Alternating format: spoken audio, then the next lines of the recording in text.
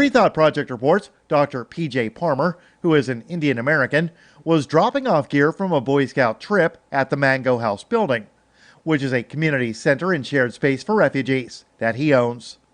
For those who may be unaware, Palmer founded Artist Family Medicine, a private practice that serves settled refugees, and Mango House, a home for refugees with activities and services that include dental care, food and clothing banks, churches, scout troops, and after-school programs.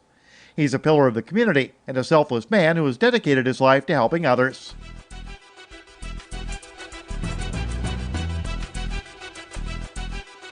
U.S. Customs and Border Protection published a new assessment titled Privacy Impact Assessment for the CPB license plate reader technology, outlining the agency's plan to combine its database on license plate images with ones from local and state governments, law enforcement agencies, parking garages, toll booth cameras, and financial institutions.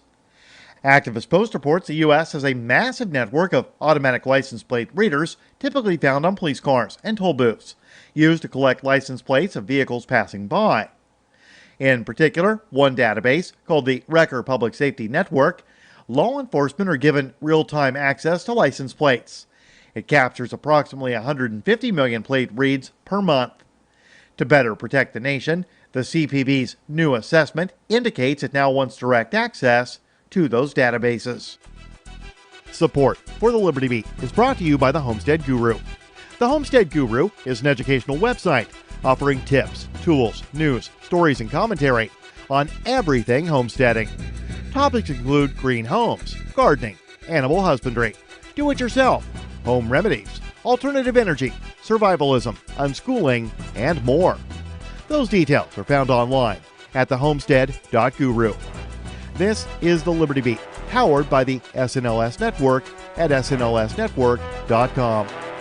I'm Mick Murrow, reporting for the Liberty Beat, reminding you, spread liberty with a smile. My fellow sheep, election season is upon us. Are you one of the 12% of Americans who still approves of our government? Then we need your help to force the other 88% into compliance. Our democracy depends on it. We're an organization called Citizens Against Too Much Unfettered Freedom, or CATMUF. CATMUF is a bipartisan flock of sheep whose goal is expanding government until nothing else remains. Because the government is here to help you. How can you help CATMUF help you? By only voting for candidates dedicated to expanding government. It's easy. You don't need to study the issues. No matter what a politician says when running for office, they're all dedicated to expanding government. And make sure you tell all your friends and family to vote for more government. Here at CATMUF, we don't care if you vote Democrat or Republican, as long as you vote for candidates committed to growing our federal family. CATMUF, because folks just aren't smart enough to handle real freedom.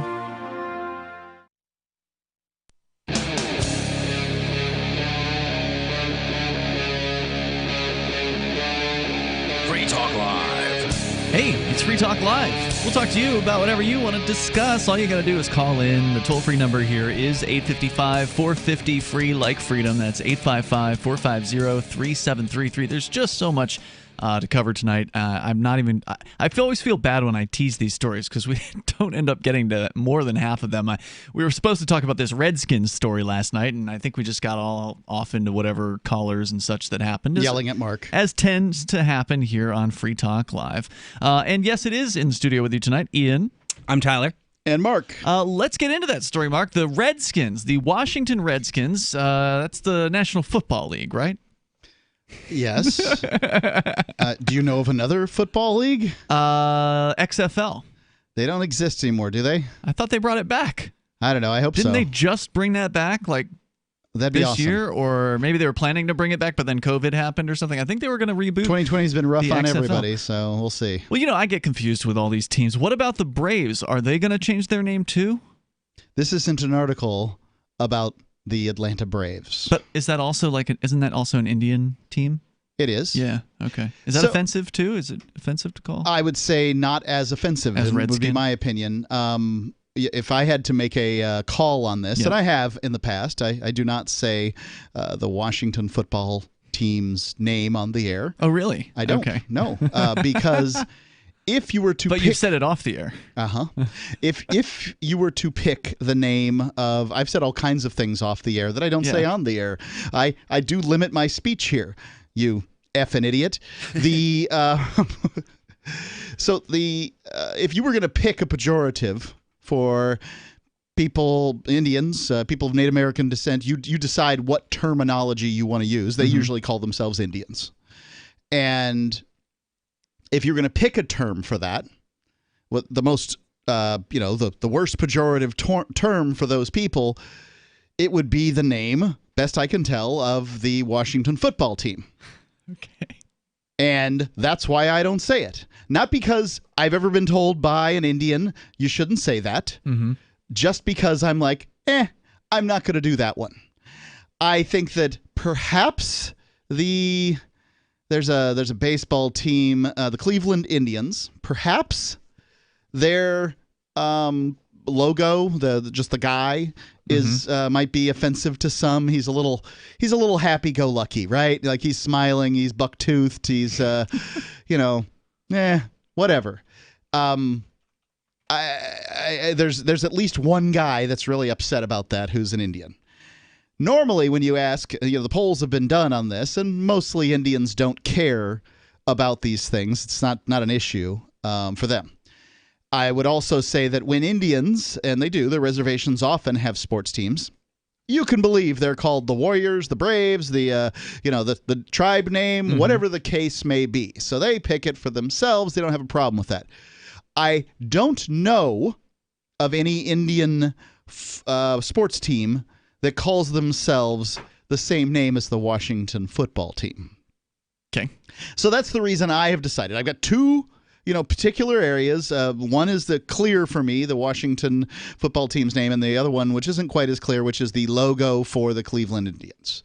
Not the name Indians, because to say that the name Indians is bad is to say that an entire group of people who call themselves something is somehow bad and wrong.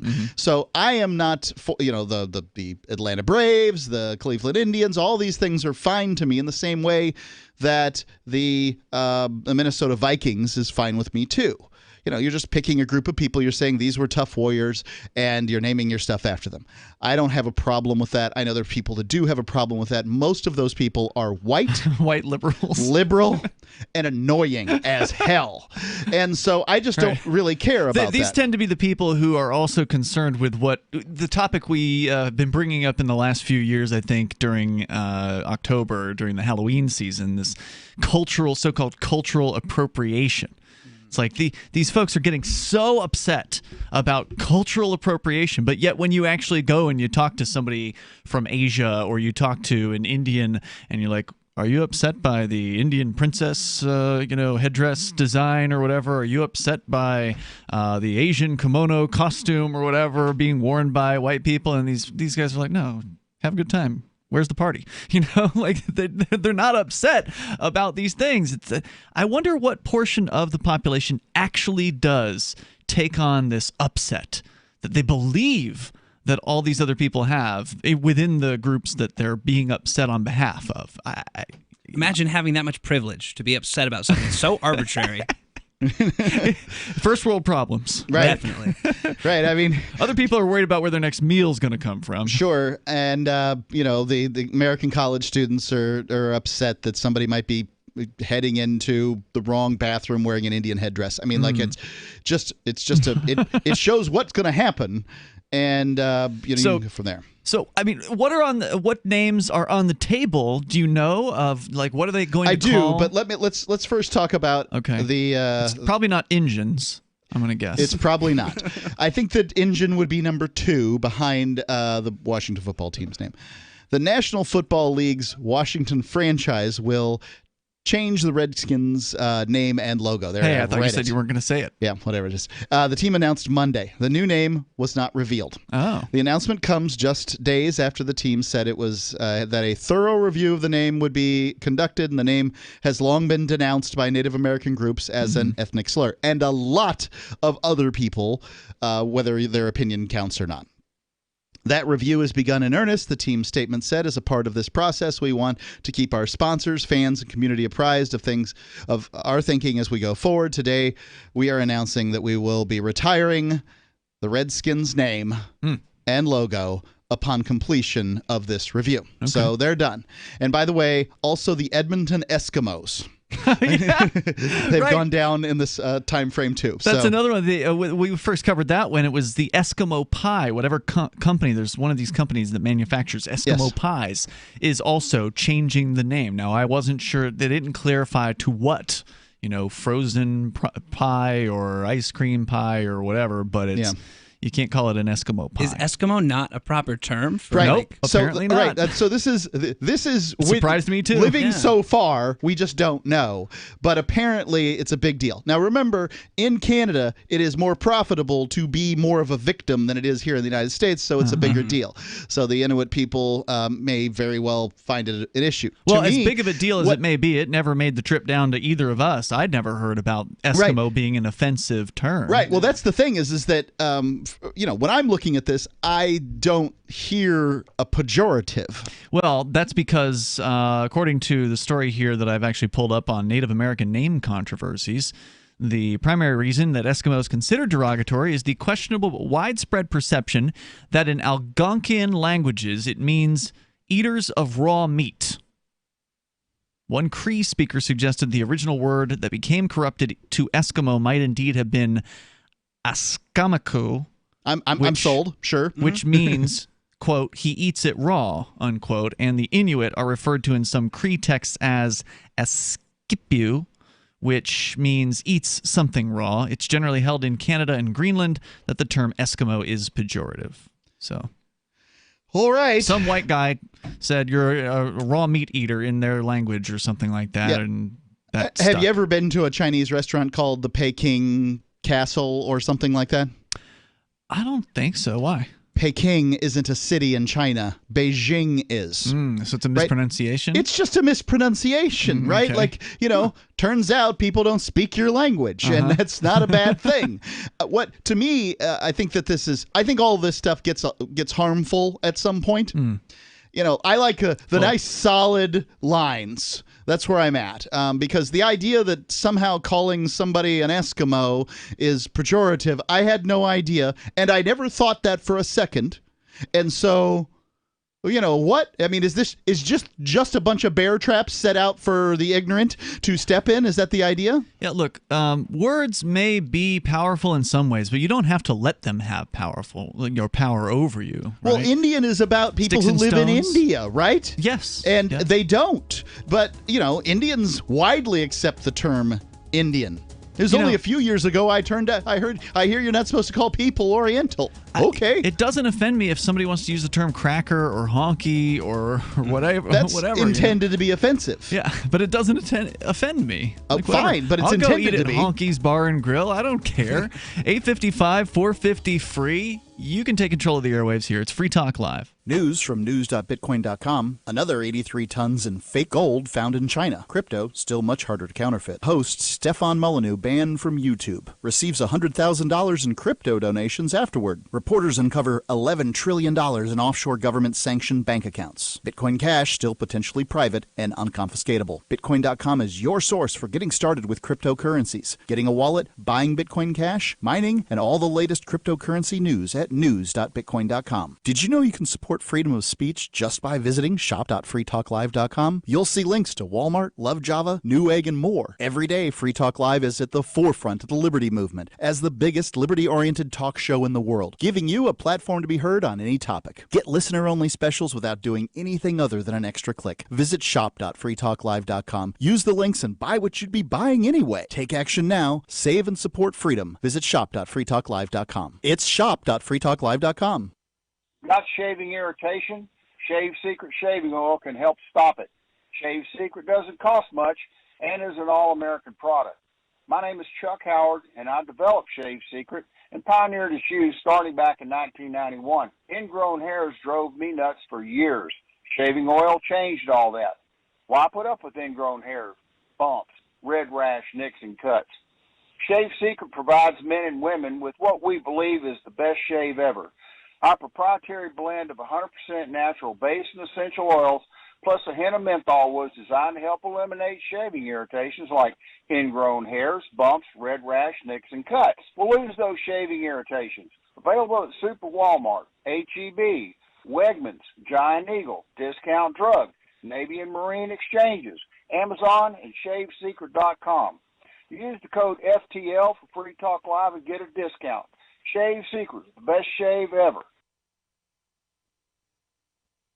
We have some good news. The indictments against Ross Ulbricht in the District of Maryland were dismissed with prejudice, meaning they can never be refiled. This is especially good because those indictments contain the only charge ever made that Ross engaged in murder for hire. This was a serious allegation that Ross Ulbricht denies. It was never prosecuted or ruled on by a jury, but was trumpeted by the federal government and the media as if it were proven fact. The Maryland court held these indictments for almost 5 years, poisoning Ross's case and leaving him under a cloud of unproven allegations.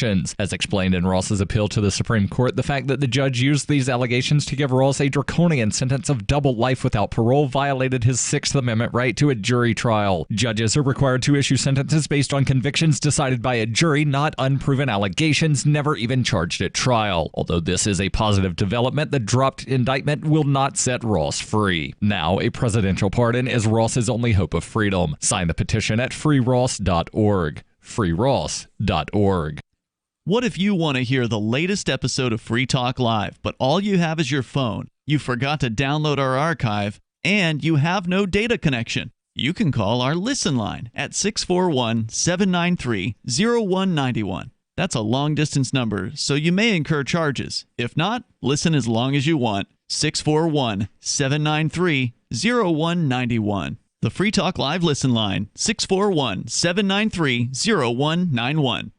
The new 4th edition of Healing Our World, The Compassion of Libertarianism, will take your understanding of liberty to a deeper level and has over 1,300 updated references, new cartoons, and a foreword by Dr. Ron Paul. With discounts for multiple book purchases, the 4th edition of Healing Our World is a great gift for the liberals, pragmatists, environmentalists, and Christians in your life who think libertarianism is cold-hearted. Get yours today at healing.freetalklive.com and use promo code FTL for a $5 discount.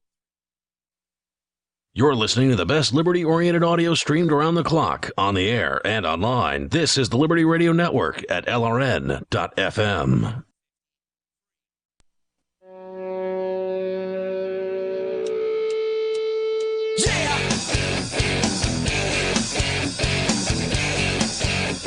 It's Free Talk Live. You can dial in toll-free here, 855-450-FREE like freedom. That's 855-450-3733. We're talking about the Washington Redskins football team that has announced they're retiring the Redskins name and apparently the logo as well. And it's Ian, Tyler, and Mark here in the studio with you. Tyler, you just mentioned during the break that it's your understanding that the Redskins logo was actually designed and approved by some local Indian tribe up there. Is that right? Yeah, my friend just let me know during the break that it was a Native American man who suggested the name, and the image came from a Blackfoot Indian chief. And apparently the tribe he's associated with all approved of the logo when it was made. Huh. Which, it makes me think, how many Native Americans really are upset about this? Yeah, not many is the answer. So if you, I've looked at the studies in the past, and I can tell you there is not some resounding cacophony of noise coming from Native Americans. I'm not talking about some people who get some news. I'm talking about Native Americans generally about any of this. But there you go. I decided, okay, so here's the beef. I'm going to look at the beef, and I'm going to come up with, this. What is the complaint? What are they saying? I decided the only thing that I could clearly see was Washington Redskins appeared to be the most pejorative of these. So, okay, I'm willing to go on this one.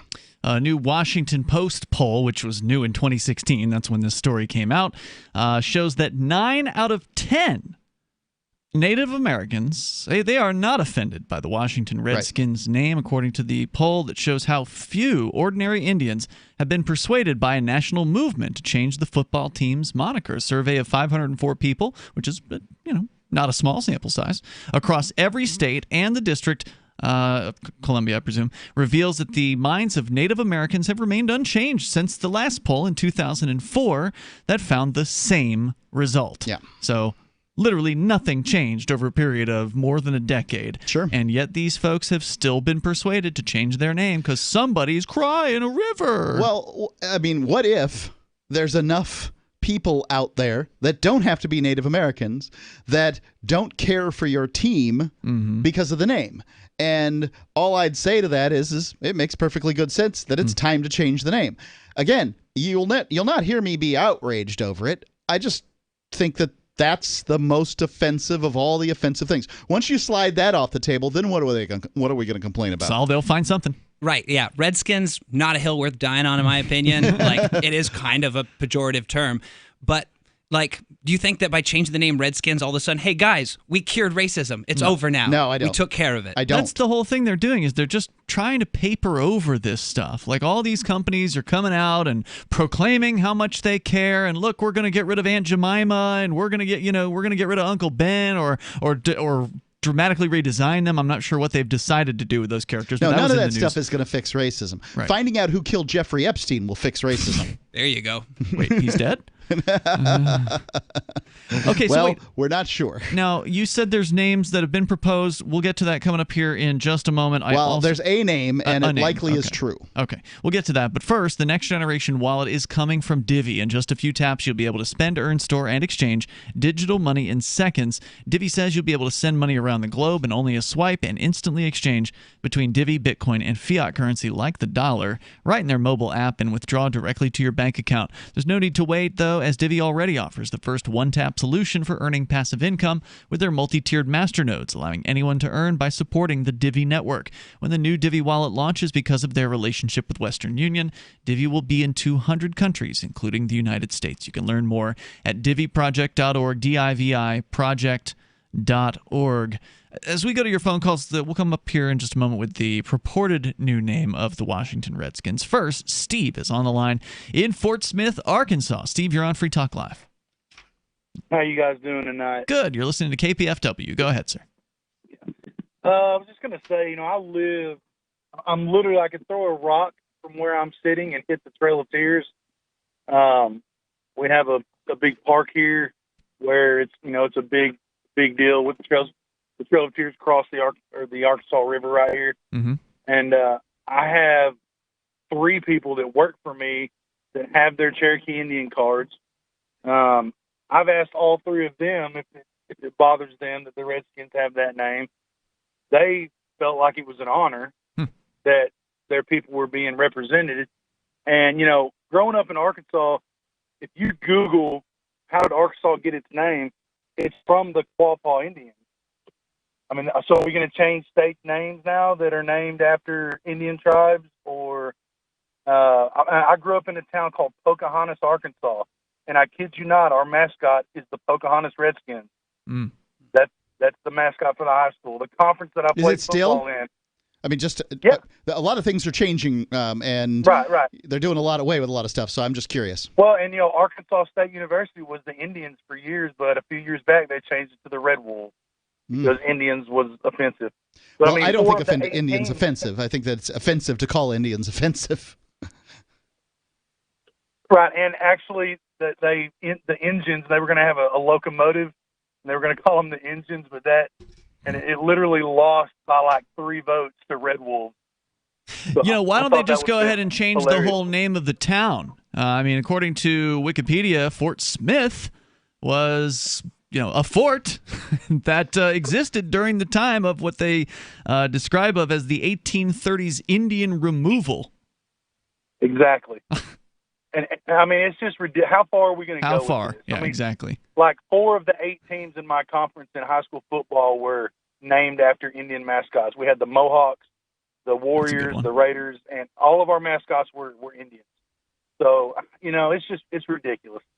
Right. Yeah, I think America is going to lose something if it attempts to somehow scrub its history and its sports teams, the legacy of American Indians. I mean, think about this for a second. When you think about the greatest athletes of all time, if you ask somebody who knows something, I'm not going to ask you, Ian, who has to name the greatest athletes of all time. I suspect in the top 5. If they don't say number one, yeah, right. If they don't say number 1, Jim Thorpe, they, I probably don't agree with them. And who's that? Right. Right.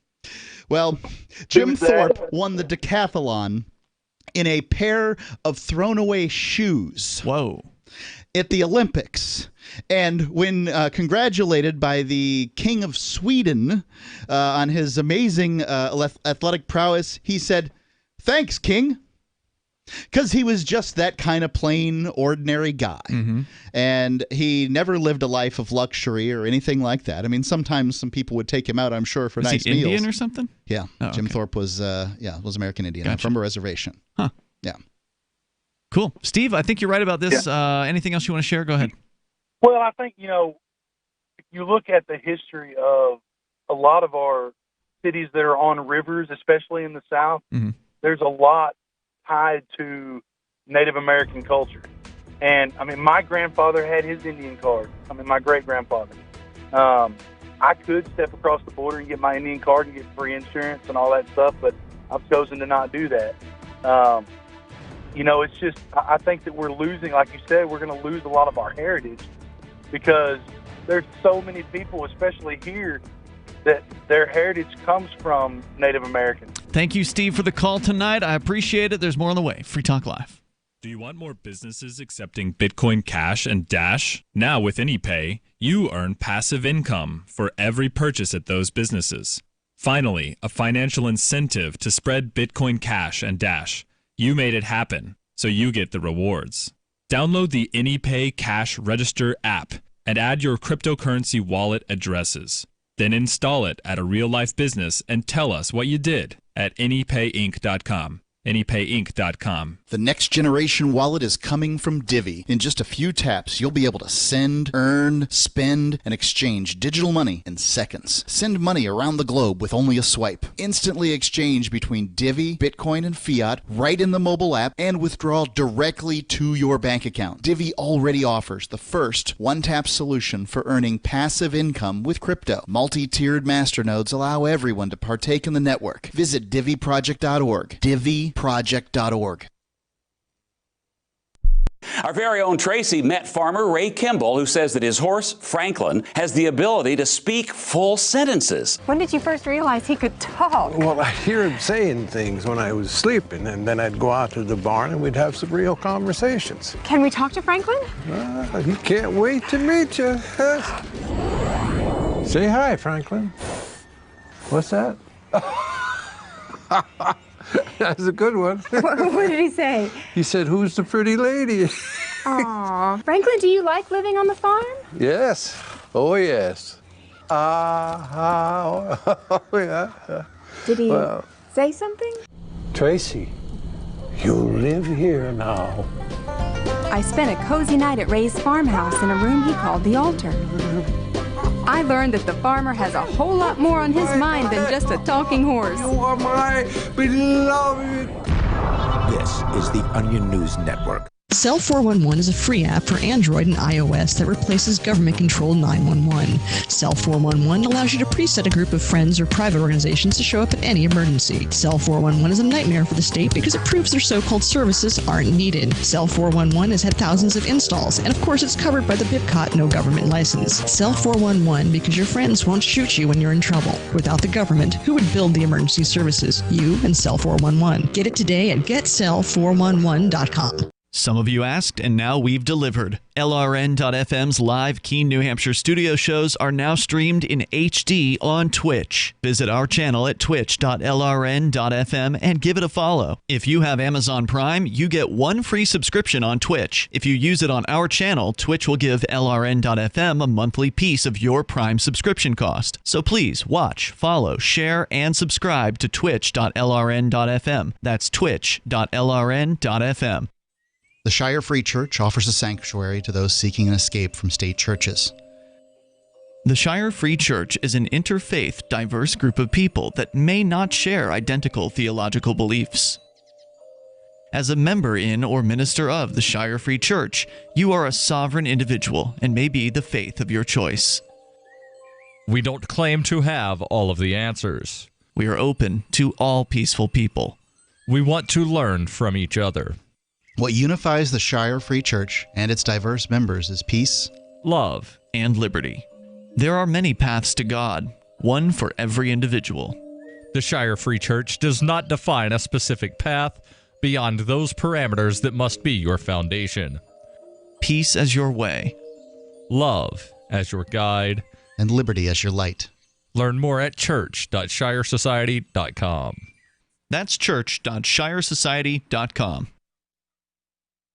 Do you love Twitter? Make sure you favorite the LRN.FM Twitter account so you can receive our tweets at twitter.lrn.fm. That's twitter.lrn.fm.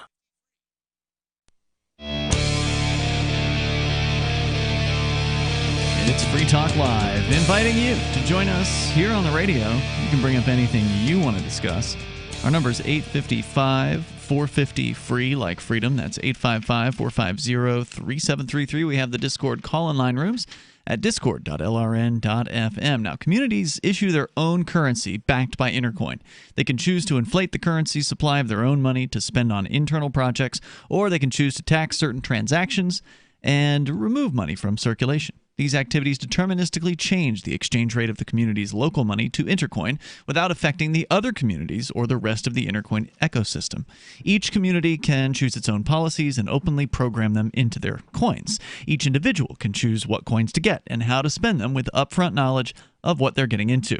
Intercoin is attempting to regain some of our freedoms that are threatened on the internet and in meat space. We think that's important here on Free Talk Live, so we accepted $40,000 worth of Intercoin tokens from Intercoin Incorporated for advertising. If you think freedom is important too, check out Intercoin at intercoin.org. You can invest in this project and potentially make big gains or just be involved and perhaps shape its future. It's intercoin.org. We're going to get into what is the Washington Redskins' new name going to be. Somebody has thrown out what, Mark, you consider to be a pretty good guess. Or maybe they've got an inside scoop that hasn't been announced publicly yet, but we'll get into the speculation here. But first, Jimmy is calling from Eagle Rock, Missouri. Jimmy, you're on Free Talk Live.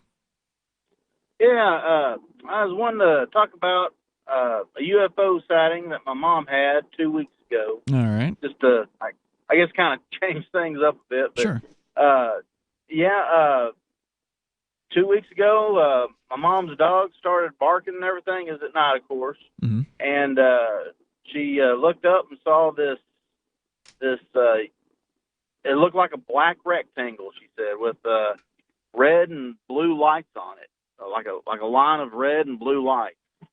And it was just kind of hovering there for a while, and then eventually made its own way towards the I guess it'd be the west, towards the northwest. How large was this thing, and how close to the like the ground or her house was this thing flying? It was about I'd say about 20 by 40 feet. Wow. Okay. It's pretty. So like as big as a house. Yeah, pretty much. And it was about 300 feet off the ground, she said. So it was pretty big. So, and she witnessed this how long before it took off? She about 15 seconds. Okay. But so probably not enough time to get the cell phone out and get video of it. Yeah, but she said that it sounded like thunder, and dogs were going crazy over it. So wow. That was the first time they've ever really paid any attention to any kind of aircraft or anything. There's lots of military aircraft that fly over that area, but I was thinking maybe. I mean, the sizes and dimensions don't seem exactly right, but I mean, all blacks, possibly a B-2. I don't know. Well, it was a rectangular, straight up rectangular. And you said it was hovering, not triangular. Was it hovering? Yeah, hovering. Mm-hmm. Yep. B-2s don't hover. Hovering right? and rectangular. Nope. I actually uploaded an animation of what she told me she saw on the Facebook page, the Free Talk Live Facebook page. In case you want to check it out. I'll never see it. I don't go on Facebook, but I know Mark does. I'll take a look. He does. Hey, thanks for that story there, Jimmy. I appreciate hearing from you, man. Toll-free number tonight if you want to join us, 855-450 free. There's a lot of really interesting stories out there. My roommate has personally seen UFOs in his life. And, of course, UFO just means unidentified flying object. You don't necessarily know what it is you're looking at. It doesn't have to be aliens, right? Correct. I mean, it's fun to think that they are aliens, but maybe they are some sort of military technology or whatever it is that, you don't know what it is. I think it's interesting how cell phones are so common now, but I feel like we haven't seen an uptick in UFO pictures. Yeah, that is weird, isn't it? Yeah. You think you'd be able to get a really good one. You'd think, of course. I mean, editing software is also really good now, so it's hard to know whether you're looking at something that's completely fabricated or actually was in the original photo. Yeah, I mean, to me, UFOs is this sort of benign, sort of societal hysteria. Here's my belief on the topic.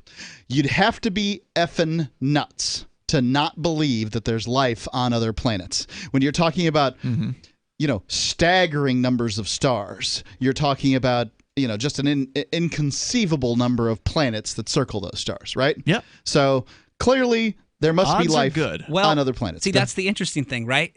There's a name for this. It's called the Fermi paradox. Right. The idea is that there's so many billions or even trillions of stars, there has to be life out there, right? But the fact that we haven't seen it almost implies that maybe there's just no other life out there because we should have seen something by now. I don't go for the see? Fermi. So look, the deer that my friend goes out and shoots with a bow and arrow every November or October. I'm not sure what time it is. They don't see him coming either. If you've got the technology to travel super light speed, you've got the technology to do a whole lot of things, including not be seen by a bunch of silly primates running around burning carbon. I figure they've got all those problems handled, is my theory on the Fermi paradox. They certainly say it. I think it's interesting, but I'm just kind of the opinion that, yeah, sure, aliens have been here to visit. If there are aliens that can travel faster than light speed, and we've never seen them. Well, that's the thing. We've got some pretty good technology for looking into space, but we can only look so far with a decent amount of resolution. I mean, just now we're getting, I think, what are they described as 4K resolution photos and video from the surface of Mars. And that's next door, right? And the planets are concerned. So, you start going out to other galaxies and, other sets of planets and stars. And yeah, there's this photo that came out, I think it was... From Voyager? Huh? From Voyager? What's that? It was the Voyager rockets from Star Trek, the first one. Oh, yeah, I don't know what that... I'm not sure what that is. Sorry, you're not up on your... I mean, I've heard of the Voyager. I don't modern... know. Was that one of those ones they just shot out there and let it go? Yeah, it just keeps going. Okay. Yeah, it's the idea. Is it still transmitting? Somebody thought the joke was good. All right. Is it still transmitting? I don't know. How could it? It's so far away at this point. Yeah. That was in the 70s, right? Maybe. I'm not an expert on these things, but be earlier than that. I don't know. Yeah. July 22nd, so yesterday, there's the first ever image of a multi-planet system around a sun-like star captured by the European South Observatory's Very Large Telescope. So the very first image of a young sun-like star accompanied by two giant exoplanets. Images of systems with multiple exoplanets are extremely rare, and until now, astronomers had never directly observed more than one planet orbiting a star similar to the sun. The observations can help astronomers understand how planets formed and evolved around our own sun. But, the photo itself is very low resolution. I mean, it's just a couple of, you can see the obvious sun thing with sun-looking Oh, I'm surprised flares. at how good the resolution is, honestly. I expected white blob with two dark blobs sitting in it. I mean, it's two blobs and an obvious sun blob kind of looking thing, and that's all you get. Chopped. So if there's life on those planets, we're a long way from ever having any clue that it's there. Yeah, how long ago were we looking at these planets from? I don't know. This How many light photo years? came out yesterday. Oh, as far as the light, the amount of time it took to get here, hell if I know. Okay. I didn't read this whole article. It gets pretty in depth. Yeah. Anyway, 855-450-FREE is our toll-free number. So, Mark, what is Bigfoot, on the other hand, is real. 100%. 100%. What is the proposed name for the Redskins, the Washington Redskins? You want me to just jump in and give you the name, or you want a little build-up here? Well, we've been building up to it for the whole hour. All right. The Sentinels. The Sentinels? Yeah. Okay. Oh. So a Reddit user apparently discovered the company which manages Redskins.com recently registered for the domain name DCSentinels.com. The 2000 football... DC? Yeah. I thought Washington was Washington State. My God. No, that's the Seahawks. They're in Seattle. Why do I even talk to him? Sports ball. 855-450-FREE, like it's the freedom. Seattle Seahawks, you idiot. Is that offensive too, Seahawk? Idiot. More coming up here in moments. You can share your thoughts with us. Take control of the airwaves. Free Talk Live.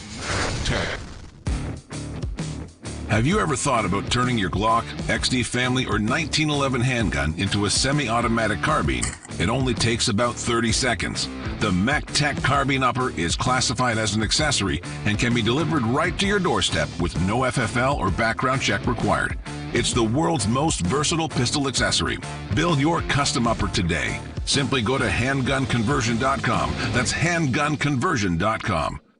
When you have a pain in the neck, a real pain in the neck, back, shoulder, or legs, you now have two convenient choices to get fast relief without taking another pill. Because now, Sunny Bay heating wraps and pillows are available at both Amazon and Walmart. Yes, see Sunny Bay's 4.5 to 5-star customer reviews on Amazon.com or Walmart.com. Our made in the USA microwavable heat wraps, heatable neck pillows, and extra large body wraps are designed better for perfect support where and when you need it. Even while driving, Sunny Bay wraps will not burn and stay balanced to provide soothing hot or cold therapy to help treat temporary or chronic pain. And the best part? Sunny Bay quality products start at under $20. Join thousands of happy customers and see why Sunny Bay products have a lifetime 100% positive rating on both Amazon and Etsy. It's easy. Click Amazon or Walmart and search today for Sunny Bay.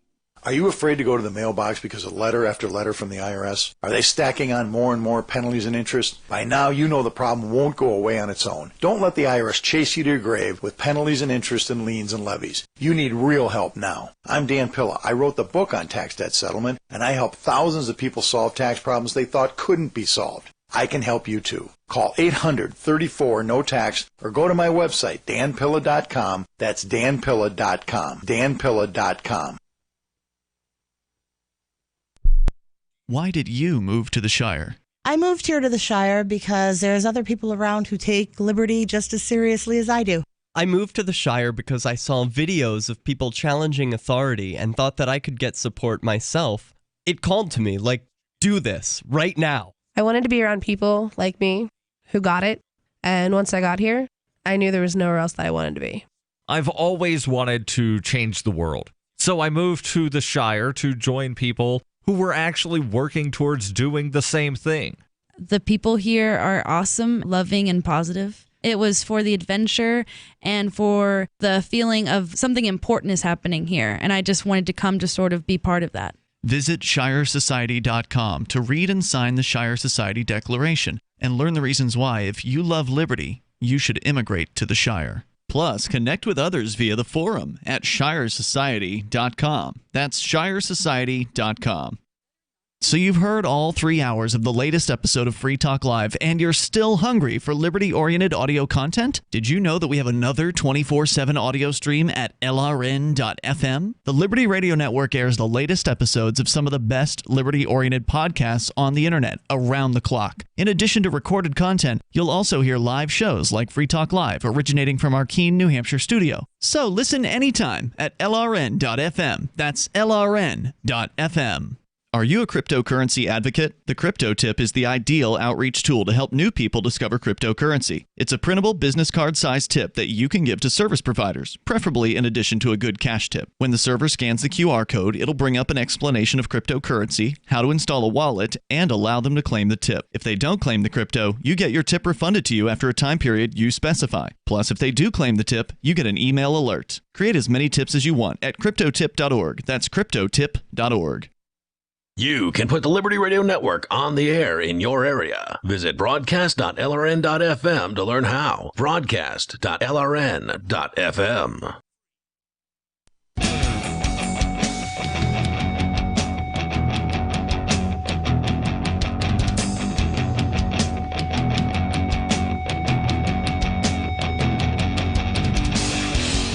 This is Free Talk Live. You bring up what you want. Toll-free numbers 855-450-FREE. President Kanye, is that a possibility for the near future? Well, I sure hope so. Maybe. That would be a pretty interesting presidency. Yeah, I mean, if you thought Trump was entertaining, this would be a, possible rival to the entertainment value. I mean, Trump's pretty hard to top, but this Kanye West 2020 presidential campaign is apparently underway, and it's apparently, maybe it's a real thing. That is, of course, one of the big questions. Define real. Well, that's what we're going to get into here in just a moment. By the way, in the studio tonight, it's Ian, Tyler, and Mark. Don't forget, you can join us online at freetalklive.com. We have lots of features on the site.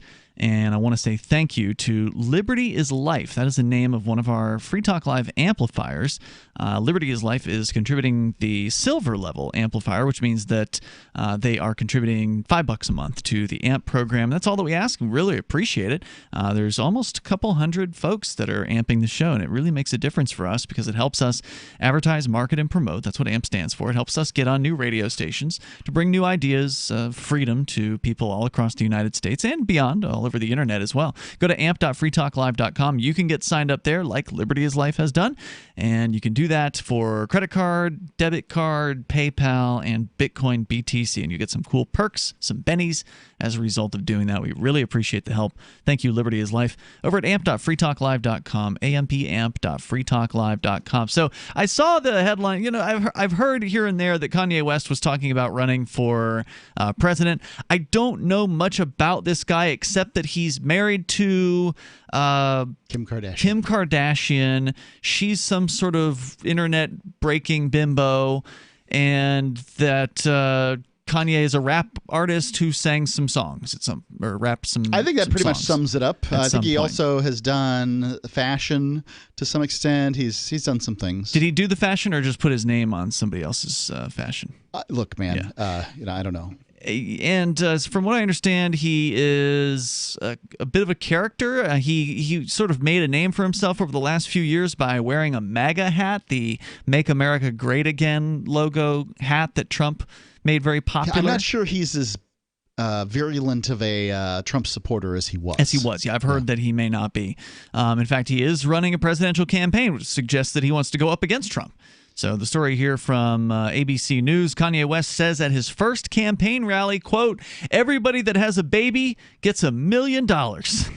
So he's already thrown out the unbelievable welfare promises. Vermin Supreme did it better when he said everybody gets a pony. $1 million I'd rather have than a pony. I agree with you. I'd rather have $1 million. You haven't ever had a baby and won't. No. But I mean, I might for $1 million. For $1 million, I mean, that's going to change the incentives. That's the problem. Yeah. Is that, like, what exactly are you trying to do, Kanye? Who do you want to have babies? Is this a baby or is this per baby? There's a summary here. This piece from E.T., which is Entertainment Tonight. Good, because I hope it's not a real news source. Kanye West's 2020 presidential campaign is still underway. The 43-year-old rapper announced his intention to run on the 4th of July, tweeting, quote, "We must now realize the promise of America by trusting God, unifying our vision, and building our future. I'm running for the president of the United States. Hashtag 2020 vision." That does sound like the same gobbledygook that politicians put up on their Twitter feeds.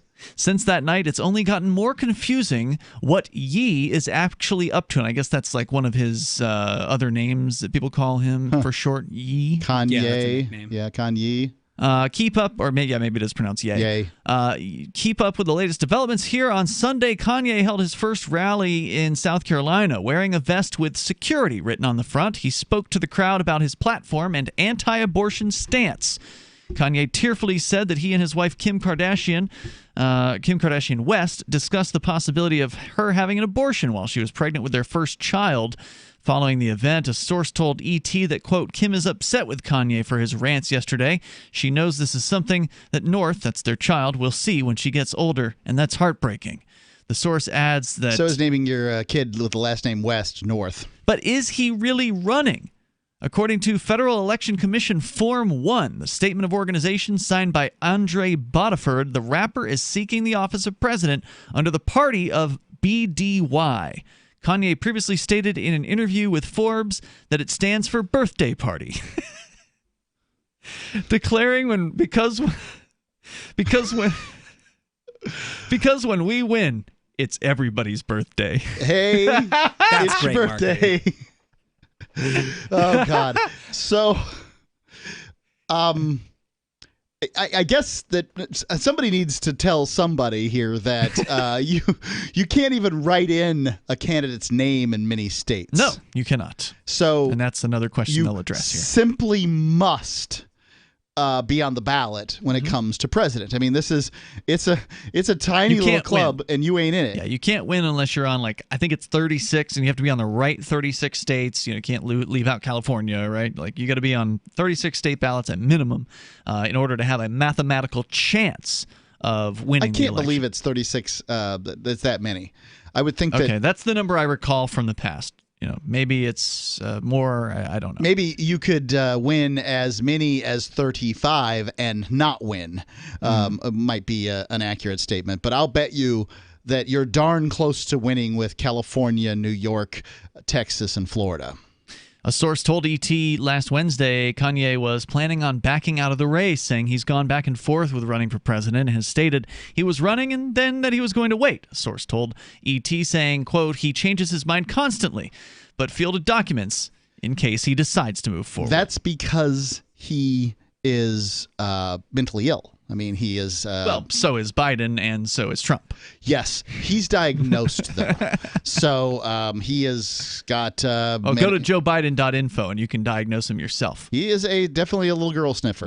I've diagnosed him right there. Yeah. And Trump is a megalomaniac. So there you go. Hashtag 2020 vision, or maybe 24. I guess all black people supposed to vote on Biden. Y'all want me to run or nah, he wrote.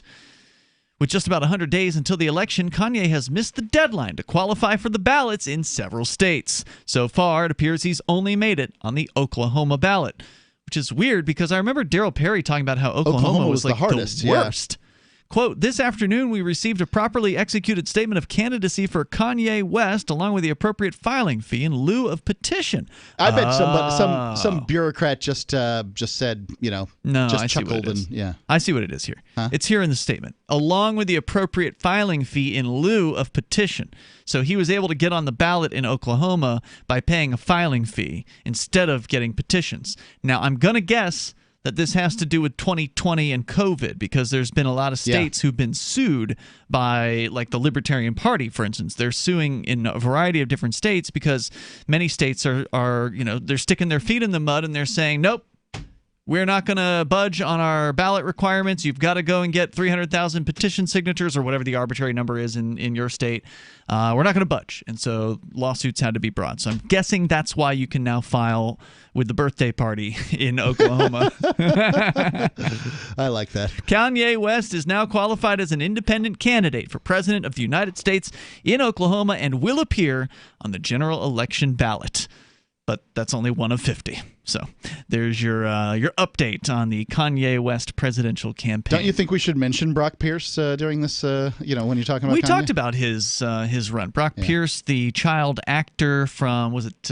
Mighty Ducks. Mighty Ducks. Yeah, one of the child actors, I imagine. There were a few of them there. But he's become a cryptocurrency. I tried to get my son to watch it. We got that Disney Plus, and Jack just wasn't interested. Not into it, huh? No, he wanted to watch The Monkey Kingdom or something. It was about macaque monkeys. And sounds more interesting. Yeah, it was pretty cool. Fictional or a documentary? Documentary. Okay. They were having sex. Oh, well, Yeah. okay. Monkeys will do that. Yeah. So there you go. Kanye West, he did have his first event in South Carolina.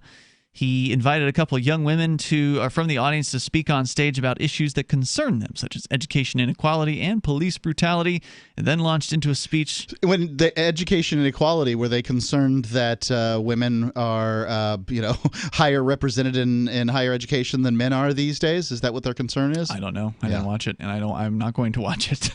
I don't watch other presidential candidate speeches, and I'm certainly not going to watch this one. But he then launched into a speech that touched on a wide range of topics, from his battle with opioids to his business dealings with Adidas, before elaborating on his pro-life stance. So he sounds like he's kind of like Trump. He just gets up there and just rambles about stuff for an hour or two. I would love to see him in a debate with Trump. Oh yeah, wouldn't that be amazing? The toll-free number is 855-450-FREE. Unfortunately, I doubt the Commission on Presidential Debates, which is seated by both Republicans and Democrats, is going to be changing their rules anytime soon. I'm still working on this electoral map, but it's going to take more than New York, Texas, California, and Florida. Kanye is going to need 10,000 signatures to get on the ballot in South Carolina alone. We're coming up. You can share your thoughts here. It's Free Talk Live. Remember when you first heard about Bitcoin? How long did it take you to realize this little project would soon change the world? Do you kind of wish you had gotten involved sooner? Well, now is your chance to be a part of the next revolution in money. Intercoin is working to finally make crypto go mainstream. It's designed to be scalable enough to support everyday payments and even elections without the state. Bitcoin was originally supposed to be a peer-to-peer cash system, the way we would all pay one another without having to trust any third party. But instead, over time, it mostly became a store of value. That's because every 10 minutes, the Bitcoin network must put all transactions into a block, and that block can only hold so much. If crypto is to become mainstream, for people to use it for everyday payments, we need a new architecture, one that is as secure as Bitcoin while being far more scalable. Check out intercoin.org to find out more and maybe pick up some of those coins for yourself.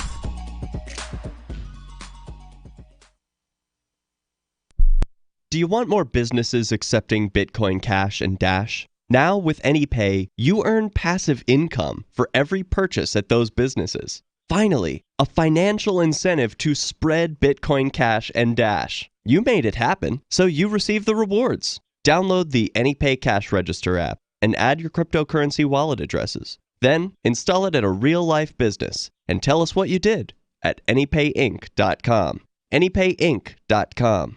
If you want to know the latest about Free Talk Live before we go on the air, all you need to decide is how you want it delivered. It's your choice. Visit news.freetalklive.com to receive our usually weekly news updates by email. Plus, we have a Twitter account at twitter.freetalklive.com, and you can follow us on the decentralized Mastodon platform at toot.freetalklive.com. So please follow us at toot.freetalklive.com and sign up for our emails at news.freetalklive.com. You're listening to the live edition of Free Talk Live. Hour number 2 is next after the news here on the Liberty Radio Network at LRN.FM.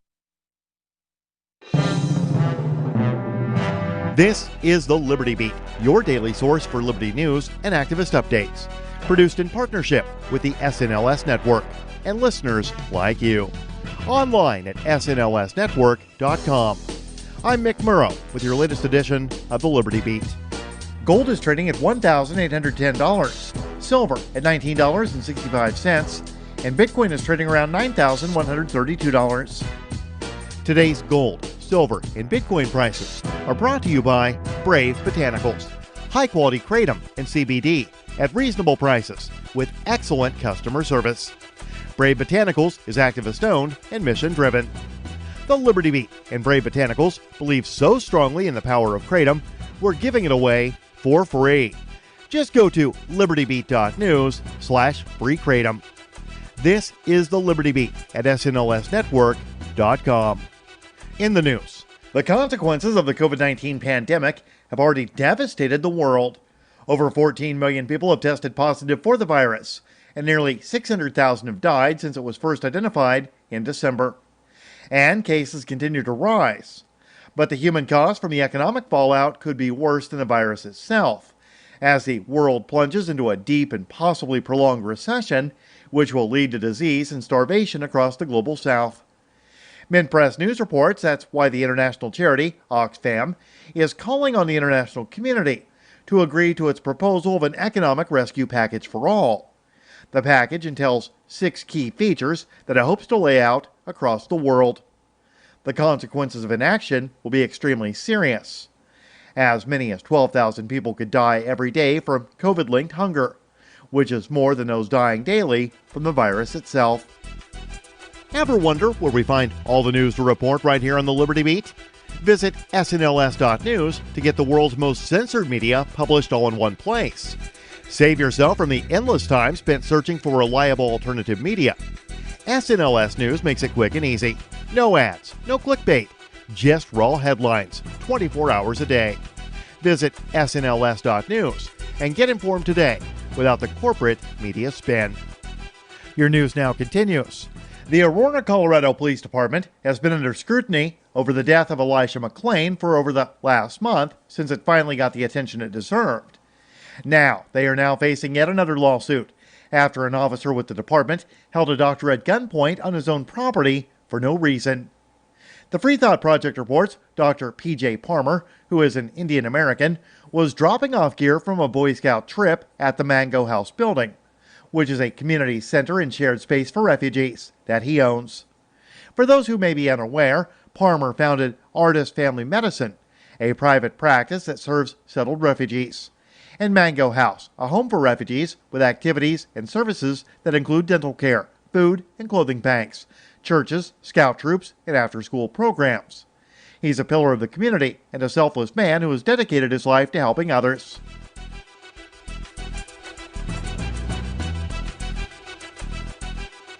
U.S. Customs and Border Protection published a new assessment titled Privacy Impact Assessment for the CPB license plate reader technology, outlining the agency's plan to combine its database on license plate images with ones from local and state governments, law enforcement agencies, parking garages, toll booth cameras, and financial institutions.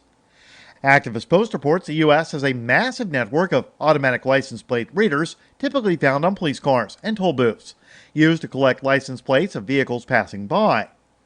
In particular, one database, called the Wrecker Public Safety Network, law enforcement are given real-time access to license plates. It captures approximately 150 million plate reads per month. To better protect the nation, the CPB's new assessment indicates it now wants direct access to those databases. Support for the Liberty Beat is brought to you by the Homestead Guru. The Homestead Guru is an educational website offering tips, tools, news, stories, and commentary on everything homesteading. Topics include green homes, gardening, animal husbandry, do-it-yourself, home remedies, alternative energy, survivalism, unschooling, and more. Those details are found online at thehomestead.guru. This is the Liberty Beat, powered by the SNLS Network at snlsnetwork.com. I'm Mick Murrow, reporting for the Liberty Beat, reminding you, spread liberty with a smile. A severe allergic reaction causes Florida to swell up to twice its normal size, and a Ford assembly line worker is thinking about asking out a cute welding robot from work. It's time for the weekly feature with over 14 subliminal and completely unapologetic cues to purchase Energizer batteries. This is the Onion Week in Review. Area man Brett Lucier told reporters Tuesday he was left winded after placing a particularly lengthy lunch order at a local Wendy's. A weary Lucier said he struggled to get through the 7-item order and even suffered a cramp while asking for the spicy chicken sandwich. I thought I was just about done after I ordered that junior bacon cheeseburger, but I was able to get that Frosty in there too. And in this week's op-ed pages, a local man talks about how he was always just one of those kids who was off by himself taking cats apart to see how they work. In your hands right now are the 24 AA Energizer lithium batteries you were subconsciously manipulated into purchasing. We make no apology. For more, visit theonion.com/newsbeat. This is the Onion News Network.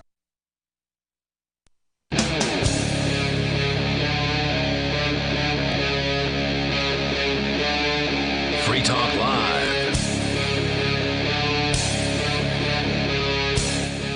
It's Free Talk Live, and we're kicking off the second hour of the program. As always, you're invited to join us here. Our toll-free number is 855-450, free like freedom. That's 855-450 3733. Here in the studio tonight, I'm Ian. I'm Tyler. And I'm Mark. Well, if you needed another reason to avoid New York State, I mean, we've certainly told you over the years how New York is the least free of all the 50 states. Don't come to New Hampshire? By far, it is the least free. It's not. You have to go through it to get here. Well, you could fly to New Hampshire. You could. We do have you could drive through Canada in theory, right? I couldn't. You can't, but neither some could people. you. At one time, I could. Yeah, at one time, I did drive through Canada at one point.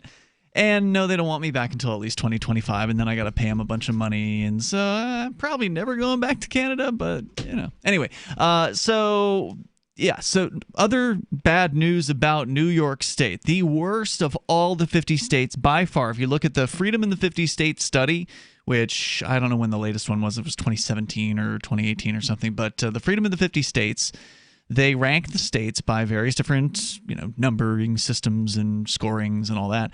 And New York is number 50 by a long shot. It's not even close, because when you look at the actual, if you look 49-50, oh, well, 50 comes after 49. But when you actually look at the score, like the numeric score that New York was given compared to number 49, which was California, it is a huge distance. So New York would have to become multiple factors more free to even catch up to California, which by no means is a free place. But New York, California's pretty bad too. Yeah, California's terrible. New York is way worse. It's like 10 times the distance between California and New York. Well, now you got another reason to stay out. According to Fox5NY.com, police officers are now stationed at New York airports to enforce the state's strict quarantine rules amid the ongoing coronavirus pandemic, says this the is going to be fun. Quote, "Our quarantine enforcement is serious," he said, "and I want people coming into this state to know that. States have never done border patrol before," he said, "but we have police." California has checkpoints for people bringing fruit in. That's true. So, the fruit patrol. Yeah. But we have police at airports. By the way, showed the lady when I was going in my bag of nectarines. Mm-hmm. I always have fruit in the car while traveling. I had no idea she that confiscated? Nope. She just said, don't do anything with that. Don't plant them. Yeah, something. When you land, there's a police officer there, said the governor. You have to fill out a form as to where you're going.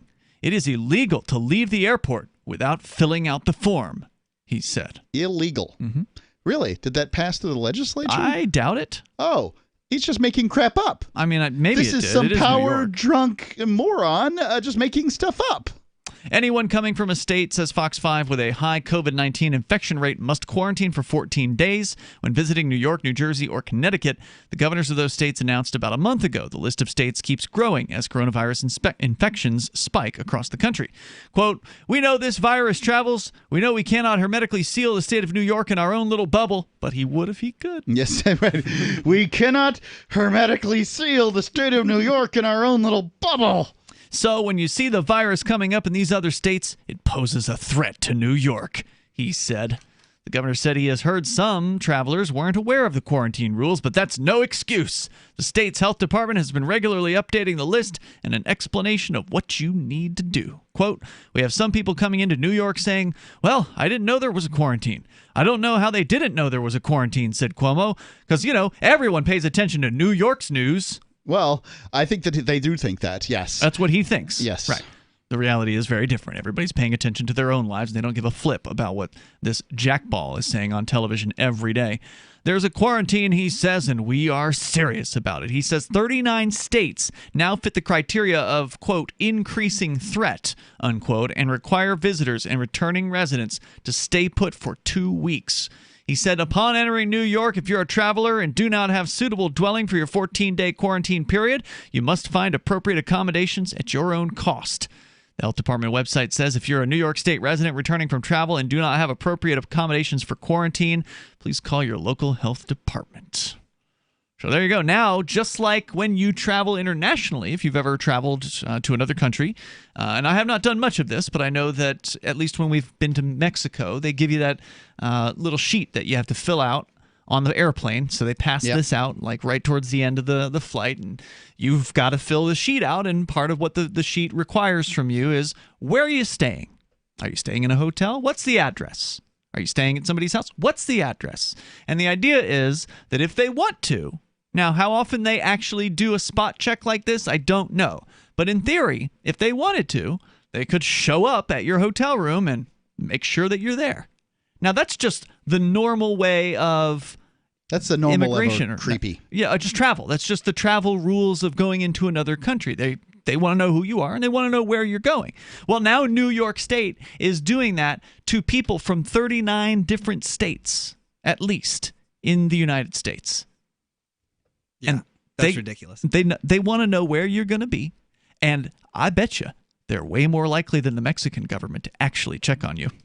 They just need to change their slogan to "Welcome to New York. You're now being detained." You'll be staying. Yeah. You're moving into a nursing home.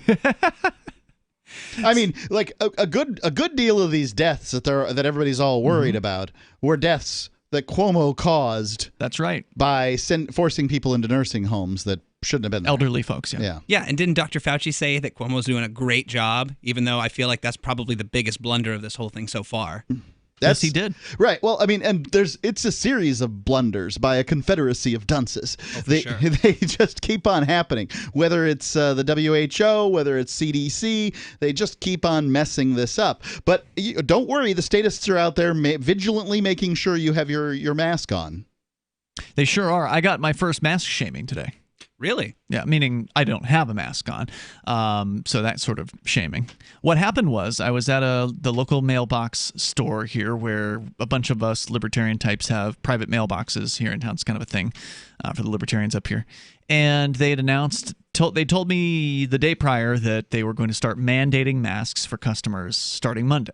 And, of course, I'm never wearing a mask, so that's why they told me that. And so today I went in because I'd heard that they offer a curbside service, meaning they'll just come out and put your stuff outside the store, and then you can call them and have them do that, and then you just pick it up without having to go in, which, that's more work for them. It seems kind of silly, but it's their store. They can come up with whatever rules they want to. And so I was talking to the clerk about this, asking her about the curbside service because I didn't really know exactly how it worked, and was, I said to her, hey, it's you guys' store. You guys set the policy. And this is just one of the employees. It wasn't the boss, although they're usually within earshot. And just saying, hey, it's your store. I'll respect your rules. But I just want you to know that I have a religious objection to wearing the mask. And behind me, I hear at the top of this woman's lungs, and I don't know what she looked like. It was basically a drive-by attack because she was walking out the door as she did this. She goes, ha!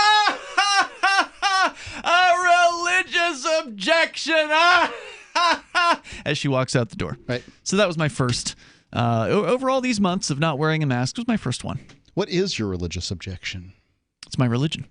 It's just something. It's your religion not to wear masks? Oh, no. It's okay to wear a mask for costume sake. So if you're expressing yourself in a costume. You mean like the Guy Fawkes mask you have hanging on the wall? Like right a costume here. party. That you've worn multiple locations. Okay. Right. For costuming purposes. I gotcha. But a mask that inhibits regularly one's ability to communicate with other human beings, yeah, that's very objectionable. Okay. To my religion. All right. So 855-450-FREE. If you want to tell us a mask shaming story, have you been shamed by anyone for not wearing a mask out and about? I know, Tyler, you're going back to school coming up here at the local college here in Keene, and they're not going to be allowing people to give hugs. They're not going to be allowing handshakes on campus. I presume there's going to be a mask rule in place. Have you heard anything about that yet? I'm anticipating it, but I haven't heard that it's required yet.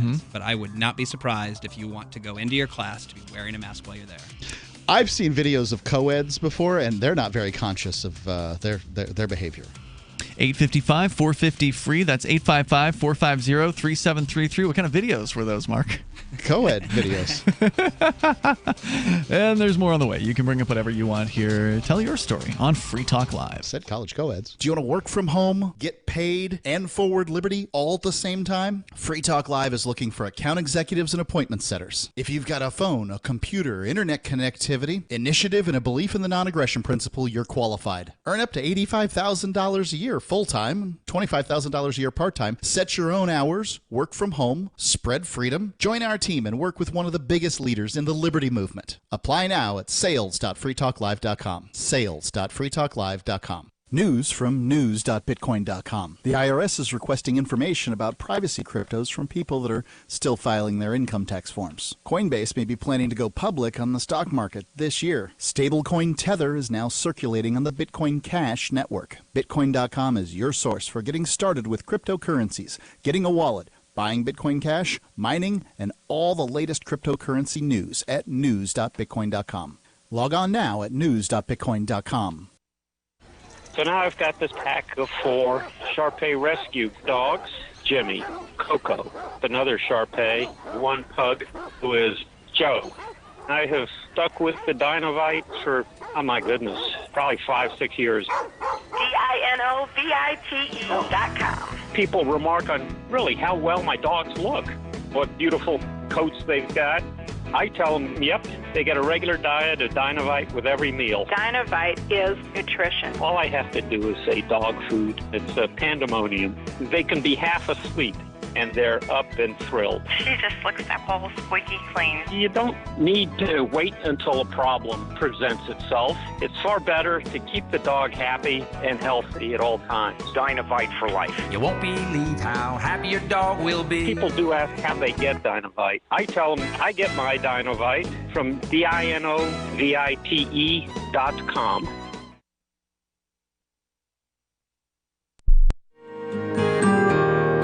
So the protection of life, liberty, and property is what the Free State Project is all about. But it's an effort to move 20,000 people who understand. It's about demonstrating to the entire country that, yeah, we can have a free market, a truly free market. Making it just a freer, great place to live.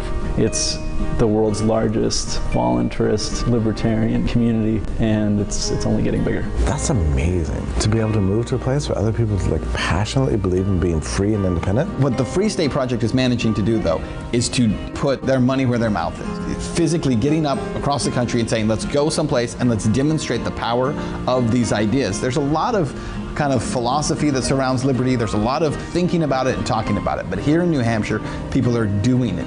101 Reasons Liberty Lives in New Hampshire, a documentary by Free State Project early movers. Watch it free at 101reasonsfilm.com. 101reasonsfilm.com. LRN.FM now has a Discord. Discord is a free text and voice chat platform, and we now have our own server with a bunch of channels at discord.lrn.fm. You can join other listeners as they chat about various things during our live shows, or anytime, day or night. Discord software is available cross-platform, so you can have it on whatever device you want and take your chats anywhere. Join our Discord at discord.lrn.fm. That's discord.lrn.fm. My name is Jacob Hornberger. I'm president of the Future of Freedom Foundation, which Congressman Ron Paul awarded for having an outstanding freedom website. Write us at fff@fff.org, and we'll send you a free 3-month subscription to our monthly journal of libertarian essays and our booklet, Economic Liberty in the Constitution, which George Mason University economics professor Walter Williams praised in a recent column. That's fff@fff.org.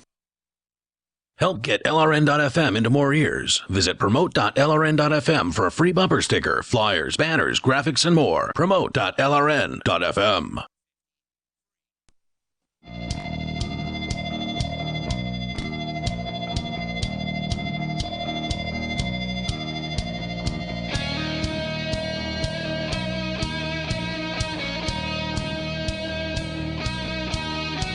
This is Free Talk Live. You can bring up what you want here. Toll-free number, 855-450-FREE, like freedom. That's 855-450-3733. If you'd like more businesses accepting cryptocurrency like Bitcoin Cash, Dash, Bitcoin SV, or even the original Bitcoin, you can do it with AnyPay. Just go and grab the AnyPay Cash Register app at the Google or Apple App Store and get started. It is not hard to get this thing set up. If you've already got a Bitcoin wallet, you're almost done.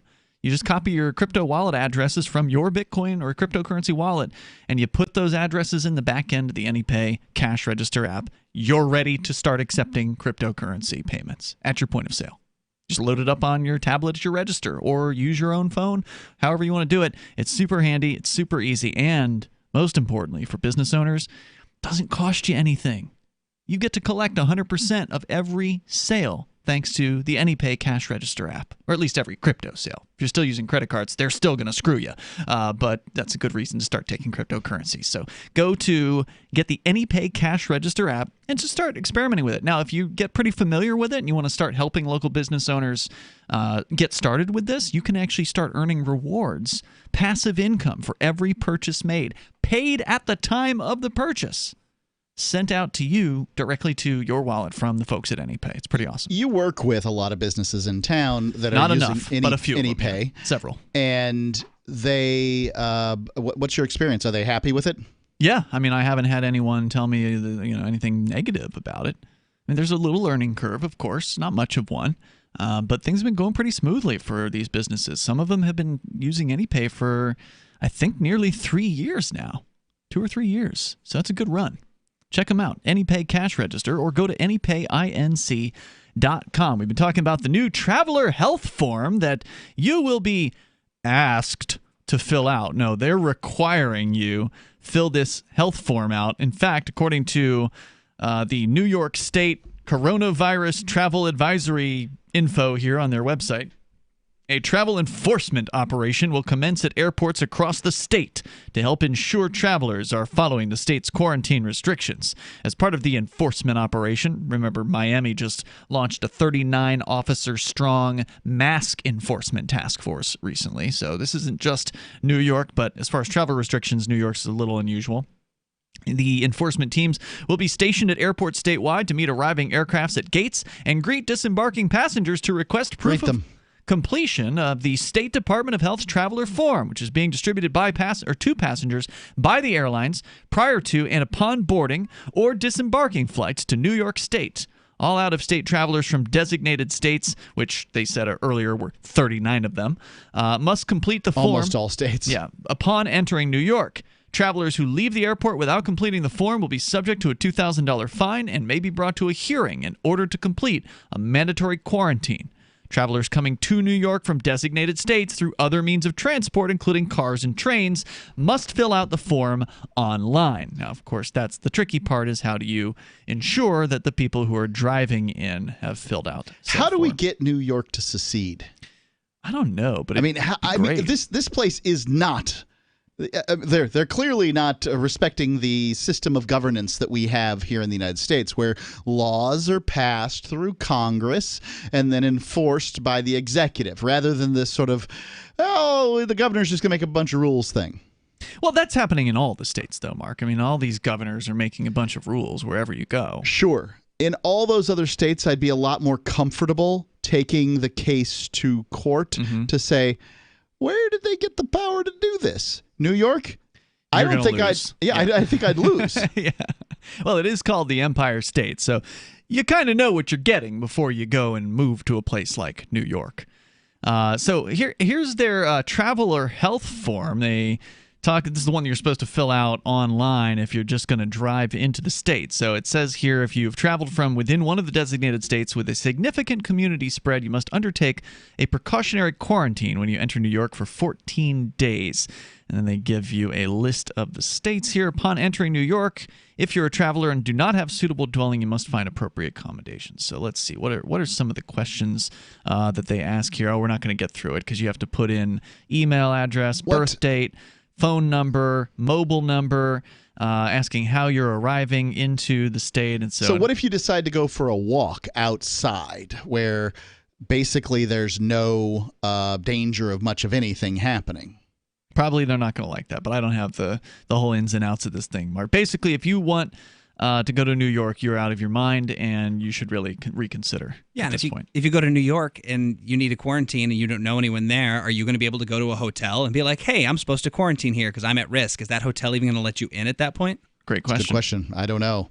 And I don't see you would think that's what I was imagining, but maybe not. So I don't see 39 states on this list here, but it is at least a couple dozen strong, so probably at least half of the states. Yeah, the reporter probably doesn't know the rest of the states. Oh, hey, New Hampshire's not on there, so We're still good to go if you really, really want to go to this hellhole. I'll bet you Connecticut and New Jersey aren't on there either, because people who travel every day to work into New York City, you are correct, do not want to do that. I'll bet you there's no directly adjacent state on the list. You are correct. Philadelphia or Pennsylvania is not on the list either. Yep.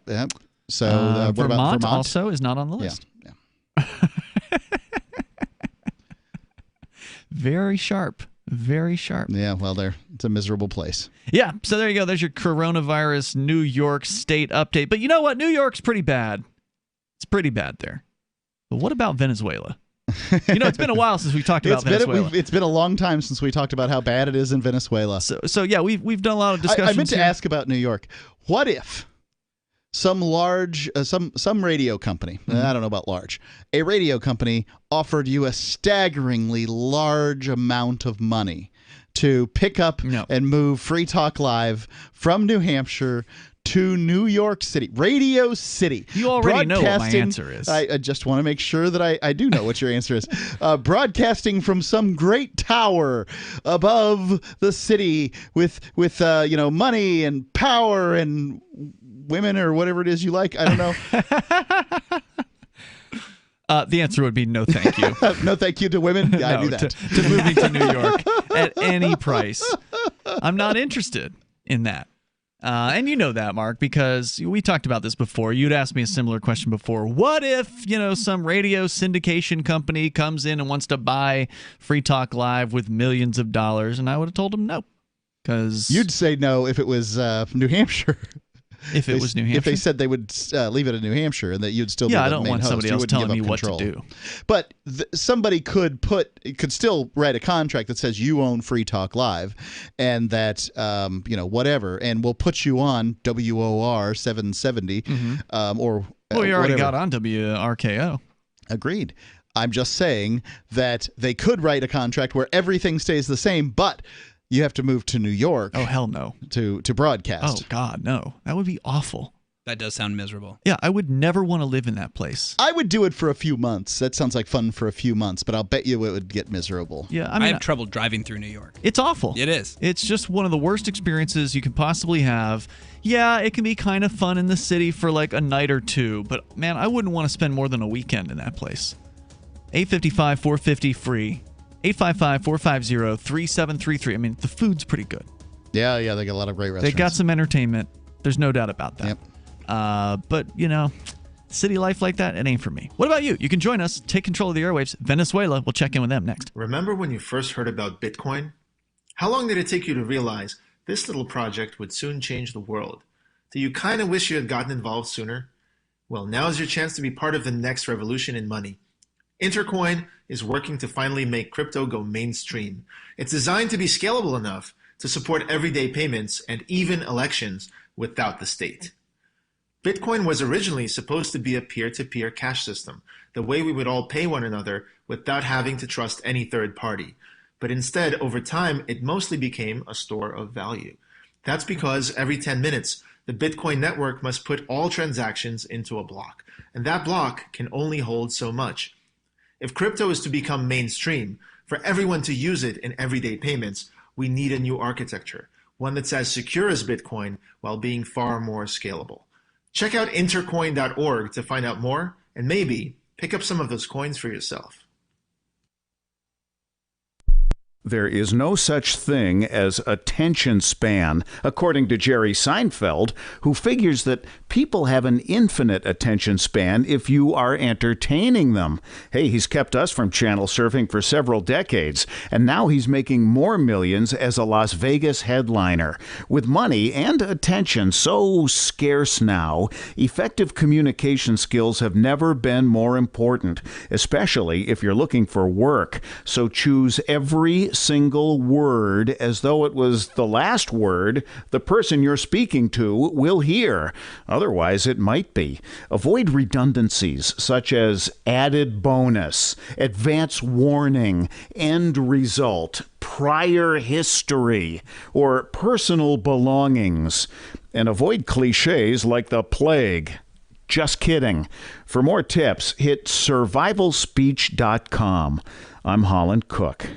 Bitcoin.com has launched a trading platform at local.bitcoin.com, allowing you to buy or sell Bitcoin Cash via dozens of payment methods like PayPal, Venmo, bank deposit, remittances, or meeting in person with cash. There are no ID requirements to sign up for and use the site, and all communications between buyers and sellers are encrypted. Finally, a global trading platform that respects your privacy. Visit local.bitcoin.com to get started trading Bitcoin Cash. local.bitcoin.com. The LRN.FM social media channels have been revamped. We've eliminated Facebook and focused on other platforms like Twitter and Mastodon, the decentralized alternative to Twitter. On our accounts, you'll find posts from multiple LRN.FM show hosts together in one place. Follow us on Twitter at twitter.lrn.fm, or better yet, move to the decentralized Mastodon social media platform at toot.lrn.fm, toot.lrn.fm. I think you'll like it. Free Talk Live. I was a pedestrian and an asinine cop backed up and hit me and knocked me down to the ground. And I said, I think we need to call the police, as I'm, screaming in pain. And he said, go ahead, I'm a cop too. And he left the scene of the accident. Oh, wow. So when the police and the ambulance and all the paramedics arrived to take me to the hospital, because I have knee damage now and need knee replacements to both knees because of his actions. And I told him, I said, I'm a registered nurse. I work drug and alcohol rehab. This guy was drunk. I could see it. I could tell by his his actions. He was drunk. And I said, I want a blood alcohol done on him. They knew who he was. They waited 6 hours to go to his home to arrest him. And, of course, by then he had sobered up. Sure. Free Talk Live, 7 nights a week from 7 to 10 Eastern. Live on the Liberty Radio Network at LRN.FM. Some of our live shows are streamed in HD on Twitch. Please follow and share at twitch.lrn.fm. That's twitch.lrn.fm.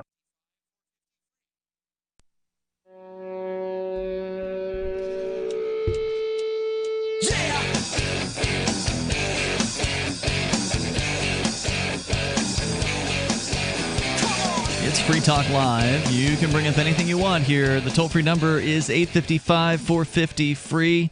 That's 855-450-3733. Whether you want to comment on the continuing crackdown on freedom because of COVID, that's the excuse now for absolutely everything. And as I was pointing out previously, this is just the most boring year, the least fun year. There's almost nothing that people can go out and actually do, and it's just so depressing. It's awful. I was listening to Radiolab on NPR. Pretty popular show. Actually, it's one of my favorites on there. And they were looking through the archives, trying to find news stories on the flu pandemic of 1918, the Spanish flu. And they could barely find any news reporting on this topic. When they found one, I don't know how far back it was, but well back into the newspaper, there was some article that's saying in the last 3 months, 5 million people have died from, the Spanish flu or whatever. Here, if it's 50 people that die, everybody freaks out.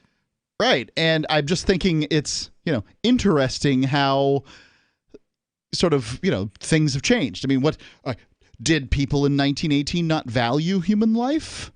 What was the reason that today we're all upset that Florida is seeing an uptick in deaths? I'm not upset amongst 85-year-olds, and people who are.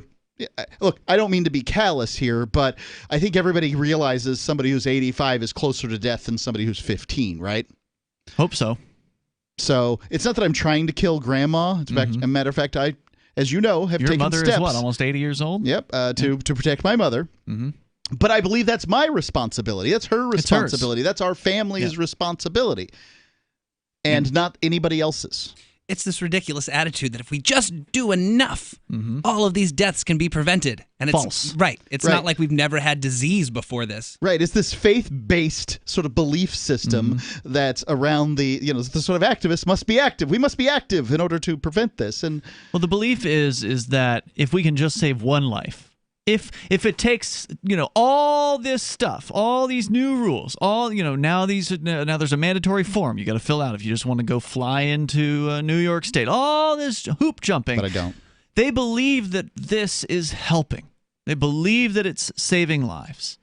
And to the people who believe in this mentality, no distance is too far. No amount of rules is too much. Well, that was interesting. So I had a situation where I had to go talk to a person in my neighborhood, and his wife is diligent when she feels like it about this COVID stuff. Mm-hmm. And I was so she was clear that she wanted 6 feet. And maybe I'm no spatial perceptual genius or whatever, but I'm pretty sure I can eyeball 6 feet. Mm-hmm. I know the difference between 6 feet and 9 feet. And she wasn't happy with 9. Exactly what is the length here? Are we talking about our feet to feet? I'm 6 feet tall. I can keep my mouth 6 feet from you and still touch you with my toe, or close to it. Who decided that 6 feet was the farthest that COVID can go in the air before it stops infecting people? It's pretty arbitrary. Yeah. What did I see today? There was a really interesting post made by a guy who actually works in the medical industry. He works for Johns Hopkins Hospital or something like that. Here it is. From the New England Journal of Medicine, quote, "We know that wearing," and this was published, I'm not sure. "We know that wearing a mask outside healthcare facilities offers little, if any, protection from infection. Public health authorities define significant exposure to COVID-19 as face-to-face contact within 6 feet with a patient with symptomatic COVID-19 that is sustained for at least a few minutes, and some say more than 10 minutes or even 30 minutes. The chance of catching COVID-19 from passing interaction in a public space is therefore minimal. In many cases, the desire for widespread masking is a reflexive reaction to anxiety over the pandemic." Yes. It is also clear that masks serve symbolic roles. Masks are not only tools, they are also talismans that may help increase healthcare workers' perceived sense of safety, well-being, and trust in their hospitals. Although such reactions may not be strictly logical, we are all subject to fear and anxiety, especially during times of crisis. And that's the reason I wear it when I go out, is because I don't want to deal with some lunatic who's shouting at you, upset about something. I'm not going to deal with it as well as you do. You are cool under pressure when it comes to somebody engaging you. I am not going to be. I am going to be unpleasant to deal with. Oh, I wish that woman had tried to give me a hard time, but as she was just sort of walking out of the store and I was in the middle of something, so I couldn't do anything about it. I wish she'd have confronted me in the parking lot, because then I'd have grabbed my camera and we'd have had some viral video. It would have been fun. But one might argue, this is the last sentence or two here of this statement from the New England Journal of Medicine. I mean, no slouch group there, right? They say here, one might argue that fear and anxiety are better countered with data and education than with a marginally beneficial mask, particularly in light of the worldwide mask shortage, but it's difficult to get clinicians to hear this message in the heat of the current crisis. Could you put that up on the Telegram group for people who want to get that article? You can go to telegram.freetalklive.com. That's telegram.freetalklive.com and get it. I will do that. Expanded masking protocols' greatest contribution may be to reduce the transmission of anxiety over and above whatever role they may play in reducing transmission. And now I have to, because my wife was, if she happens to listen, going to be very upset if I don't mention it. Her contention is that you're much more likely to die from cortisol and stress and the upset. That your health is going to be negatively affected from the stress and the worry and all that stuff surrounding this disease rather than the disease. And if you're the worrying type. Well, yeah. There's lots of people are. And if you're the worrying type too, you're probably staying inside. You're not getting a lot of sunlight. You're not getting a lot of exercise. That's making your immune system worse. That's not what they're actually doing. There's probably a few that are doing it, but most of them are going out and they want you to protect them, to do things for them. Right. There was a gal who came over and wanted to, what my wife called, catastrophize with her, which I think is some some mental Is health that to terminology. like speculate about all the bad things that could happen? Right. Okay. And she said, nope, not going to do that. Great. Yeah, that sounds unhealthy. How did the woman take it? I think she knew what was coming. Okay. So, if you want to comment, you can join us here, 855-450 free. Well, let's take a little trip down to Caracas, down in Venezuela, because we talked about how bad New York is, and it's pretty bad as far as their tyranny is concerned there. But we actually haven't talked about Venezuela, I don't think, in months. I think we've been so distracted with the whole COVID nonsense, crackdown, insanity. They didn't get COVID in Venezuela, so whatever. Did you say they did not get COVID in Venezuela? Why would they? That's not what the government wants you to think. Oh, okay. According to Breitbart.com, out of Caracas, it has now been 4 months since the Chinese coronavirus lockdowns began in Venezuela with no apparent end in sight. The Maduro regime recently extended the lockdowns again last week.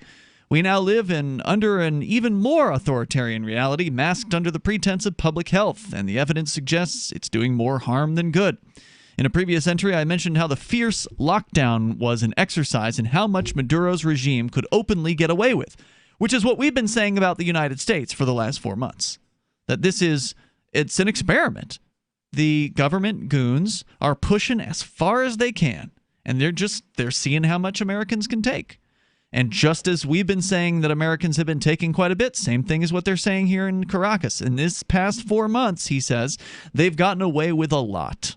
Some of it's familiar. Arrests for anti-socialist tweets. Government-sanctioned snitching. We got that. We got plenty of snitching here in the United States. The horror of potentially having to use the Venezuelan healthcare system.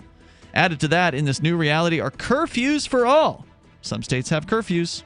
For some cities, bans from leaving the neighborhood. And the imprisonment of an untold number of people in government-seized hotels being used as quarantine centers. That happened in California.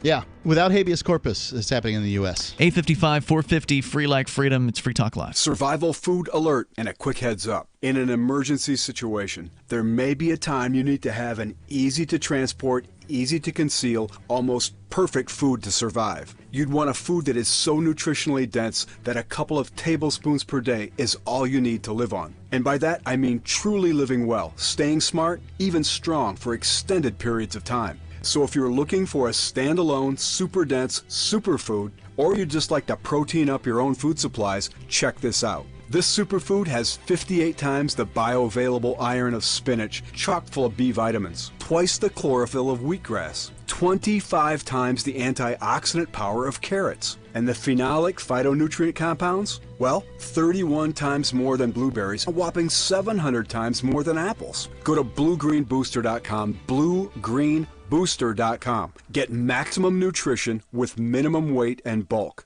bluegreenbooster.com.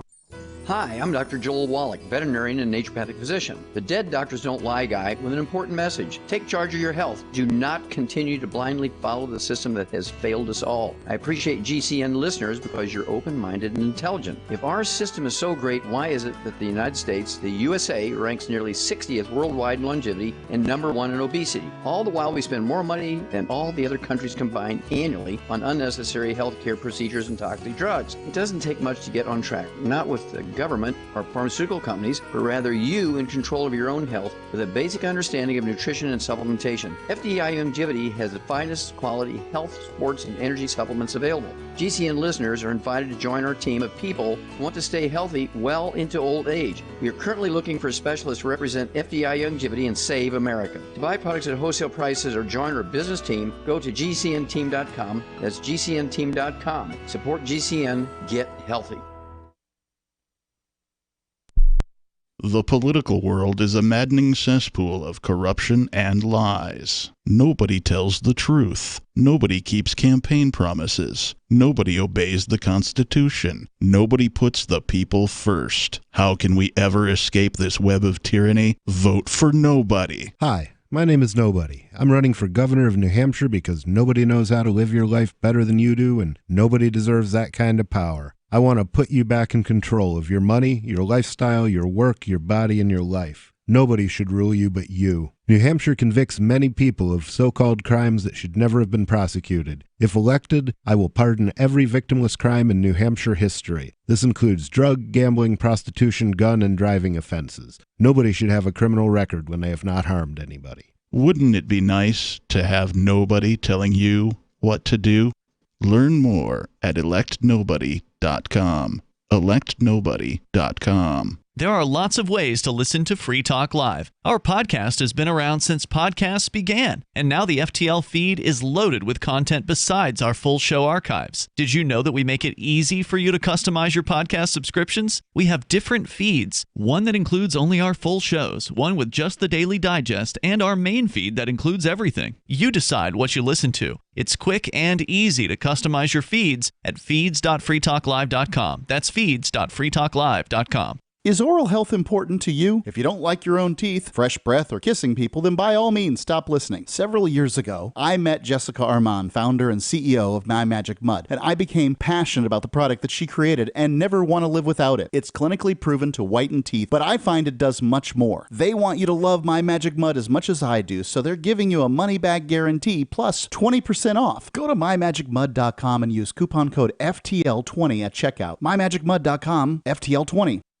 Love what we do? Please help support our international satellite channels at patreon.lrn.fm. That's patreon.lrn.fm.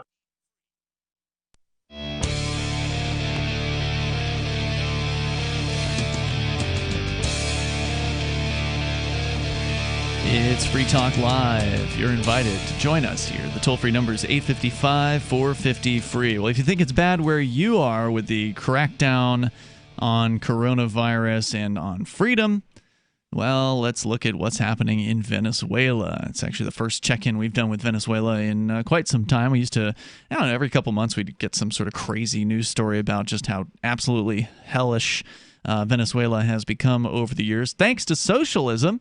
Of course, that's, the reality behind why things are so bad there. We can talk more about that coming up here. Your calls and thoughts are welcome. And don't forget, you can go to freetalklive.com where you can sign up for the Free Talk Live email list. We usually send an email once a week just to kind of keep you in the loop with what's going on with Free Talk Live.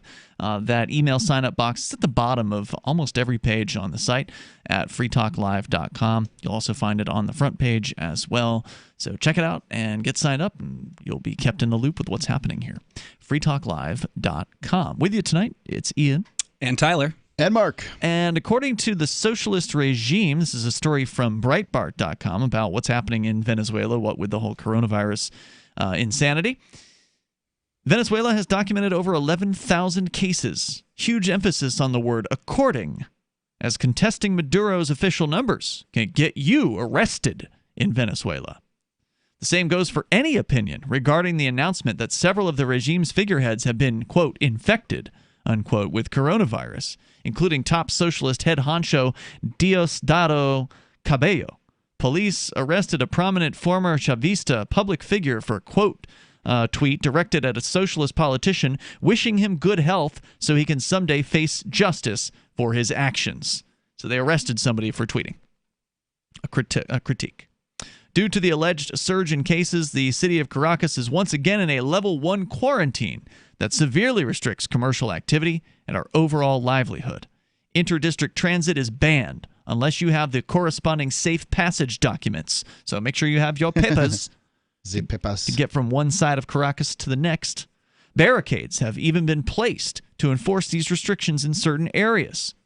Since he cannot incur the wrath of our new Chinese overlords, Maduro has referred to the coronavirus as the Colombian virus instead of the Chinese virus. Well, I still get under control, yeah. Because Colombia is right next door, and he wants to badmouth Colombia because a lot of folks have left Venezuela. They've escaped from Venezuela, and they've moved to Colombia where they can actually, make some money, get a job, take care of their families. Survive. Yeah, so, he wants to make them look bad. Even on the website of the People's Ministry, or even the website of the People's Ministry for Health refers to it as such, whilst placing the blame on people who, quote, enter the country through illegal roads. See, it's those immigrants. It's their fault. Yeah, I've heard this playbook before. Mm-hmm. Sounds a lot like New York State, who is also trying to control who enters their country. No scientist anywhere in the world has produced evidence that the virus originated in Colombia. The earliest documented cases occurred in Wuhan, China, as we know. The regime's baseless accusations of the, quote, Colombian virus, unquote, are a facade meant to deflect any accountability for the obliteration of our healthcare system. A socialist regime can't be the hero without a villain. Just so happens that it's Colombia's turn this time around. Those unlucky enough to test positive for the Colombian virus are respectively imprisoned in hotels that the socialist regime has arbitrarily seized. Which, of course, if you're familiar with Venezuela, you know that the seizure of businesses is just sort of the norm in Venezuela. Well, it's socialism. Yep. Socialism means state ownership of the means of production. So, yeah, that's it. If you have a business in Venezuela and it's still under your control, it's because the government hasn't deemed you effectively, right. You're not profitable enough. Yeah, you're not worthwhile to take over. Now, profits do not stay once the government takes over industry in Venezuela. They tend to run whatever the business was right into the ground, and then, of course, have to keep pumping more taxpayer dollars into it, or printed money or whatever, just to try to keep them alive. Venezuelans returning from abroad also receive this treatment, forced into quarantine shelters that lack even the most basic sanitary and hygiene measures compared to concentration camps. Only the socialist regime's elite and military have access to real health care, though even the limping private health sector is facing oxygen shortages. Venezuela once claimed to have access to a Cuban miracle cure, interferon, which scientists agree has shown no visible potential to cure coronavirus and may actually kill its users. But Maduro quietly stopped mentioning it over time. In Venezuela's real healthcare system, I've heard that playbook too. The one normal citizens have to use, friends of doctors are actively seeking ways to smuggle personal protective equipment to doctors that they know, as the government stopped trying to find enough for its medical workers. To soften public anger, because you can't just go out and buy the PPE. You've got to smuggle it in Venezuela, because otherwise it'll be seized, right? Like if you try to buy a pallet of N95 masks, well, the government's just going to take that crap, and they're going to give it to their people. Right. To soften public anger against the regime, Maduro has taken to demonizing Venezuelan citizens who travel abroad and came home, just like in New York, referring to them as bioterrorists. Now, Cuomo hasn't gone that far quite yet, but that's just the naming of these people. Bioterrorists, because you left Venezuela and came back home. Well, I mean, don't come back at this point. They don't want you. Yeah, I guess. Well, yeah. I mean, and who would want to go back to Venezuela, honestly? Well, people who have family there. Yeah, sure. That's time to get them out, though. Yeah. But the thing is where do you go? Right now, even as a U.S. citizen, it's not easy to travel. That's right. It's probably even harder now anywhere. Maduro himself has publicly urged the persecution and capture of Venezuelans for traveling and returning home, even though he personally spearheaded a campaign urging migrants to return to the fatherland. So first he wants people to come home. Now he doesn't want them to come back home. Oh, he does want them to come back home. He did. That way he can blame them. Yeah. Also in the crosshairs are violators of Venezuela's strict quarantine rules, many of which, like a ban on riding bicycles, have no basis in Somebody science. saw the Facebook thing where, like if you ride a bicycle, a stream of deadly virus follows you for 40 feet. Have no basis in science or medicine, and have no international analogs. You can't expect people to simply stay at home for over 4 months, not when a staggering 96% of the country lives in extreme poverty. Yeah, this is the thing is these governments, and I'm not saying I want this to happen or anything like that, but if you really wanted this to happen, it's not that hard, right? Lock down the borders. Mm-hmm. Well, and you can't easily do that in a humongous country. Well, they claim they can, and if they have one role, it would be that. To secure their borders. So, lock down the borders and then have a lockdown. And I mean a real lockdown. The kind of, if you go outside of your house, off your property, it's the purge. Murder's legal. That kind of lockdown. And then we'll see how this lockdown stuff works. Rather than, well, everybody has to stay home except that everybody can go out because everybody's essential except you're not. And you can wear a mask, but you don't wear a mask. Like, it's just these half measures, they don't do anything. This could have been over in the second week of April if they wanted it to. You think so? I don't think so. Well, how would it have spread, Ian, if they had done what I said? Well, I mean, didn't China kind of do that, right? Mm-hmm. Like China Yeah. was the perfect, I wouldn't call it perfect. but Total authoritarian. There you go. Yeah, where it was like they can make people stay home. They're just going to feed everybody rice and they're just going to ride it out. And even them, it didn't eradicate it. Nope. They had a resurgence. Yep. Right? Yeah, I think probably Korea is a better example of something that worked, but they didn't do anything like North that. Korea, yeah, they just shot anyone that had it. No, that's effective. No, best Korea. Best Korea. Not everyone here can brute force their way out of all the facets of the ongoing collapse of the Venezuelan socialism, such as power, water, food, gasoline, etc., through the use of foreign cash. People need to work because their lives depend on it. Since the Venezuelan banking institutions have remained closed during these last 4 months of quarantine. Yeah, why open? People just wanted to withdraw money. The Venezuelan bolivar, or what's left of it, has become sort of a digital currency. I personally haven't seen a bolivar banknote in months beyond a stack of useless 100 bolivar notes that I have on my desk. Almost every cash translation is now done in foreign currency. And that's something that was one of the last things we reported on about Venezuela is, I think it was probably like December of last year. They were in the headlines because the dollarization of Venezuela was happening, because Maduro realized at some level that it had to happen in order to keep him in power, that he had to basically look the other way as Venezuelans started to price things in dollars. So you'd see menu items or whatever, placards showing prices that would show either price only in dollars or in bolivar and in dollars. And you're seeing that everywhere 6 or 7 months ago. And so it wasn't exactly legal for that to be happening, but it was the kind of thing where, like, kind of in North Korea, where Maduro they look the other staying way. in power is the most legal thing, though. Right. Yeah. Kind of like in North Korea, where they look the other way about the black market activity because it's feeding people. In the same thing's happening in Venezuela. They're looking the other way. You can't do anything with banking with the dollars. You can't take them and put them into a bank account. So successful businesses that collect a bunch of dollars have a ton of dollars, and they don't know where to put them. And it becomes targets for robbery and things like that. There's more coming up here in moments. It's Free Talk Live.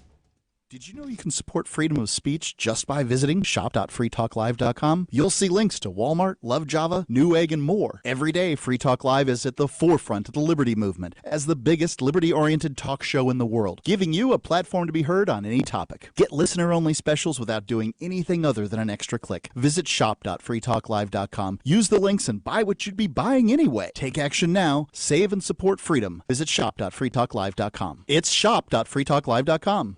The next generation wallet is coming from Divvy. In just a few taps, you'll be able to send, earn, spend, and exchange digital money in seconds. Send money around the globe with only a swipe. Instantly exchange between Divvy, Bitcoin, and fiat right in the mobile app, and withdraw directly to your bank account. Divvy already offers the first one-tap solution for earning passive income with crypto. Multi-tiered masternodes allow everyone to partake in the network. Visit DivvyProject.org. DivvyProject.org. There are basically two types of advertising: direct response and branding. Radio's great for direct response with its low cost to listener ratio, but audio can't be beat for branding, which is a longer term endeavor. You want to be the first thing that someone thinks of when they think about your product or service.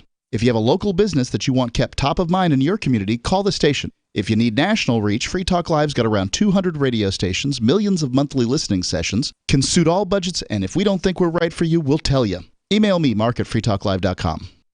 What if you want to hear the latest episode of Free Talk Live, but all you have is your phone, you forgot to download our archive, and you have no data connection? You can call our Listen line at 641-793-0191. That's a long-distance number, so you may incur charges. If not, listen as long as you want. 641-793-0191. The Free Talk Live Listen line, 641-793-0191.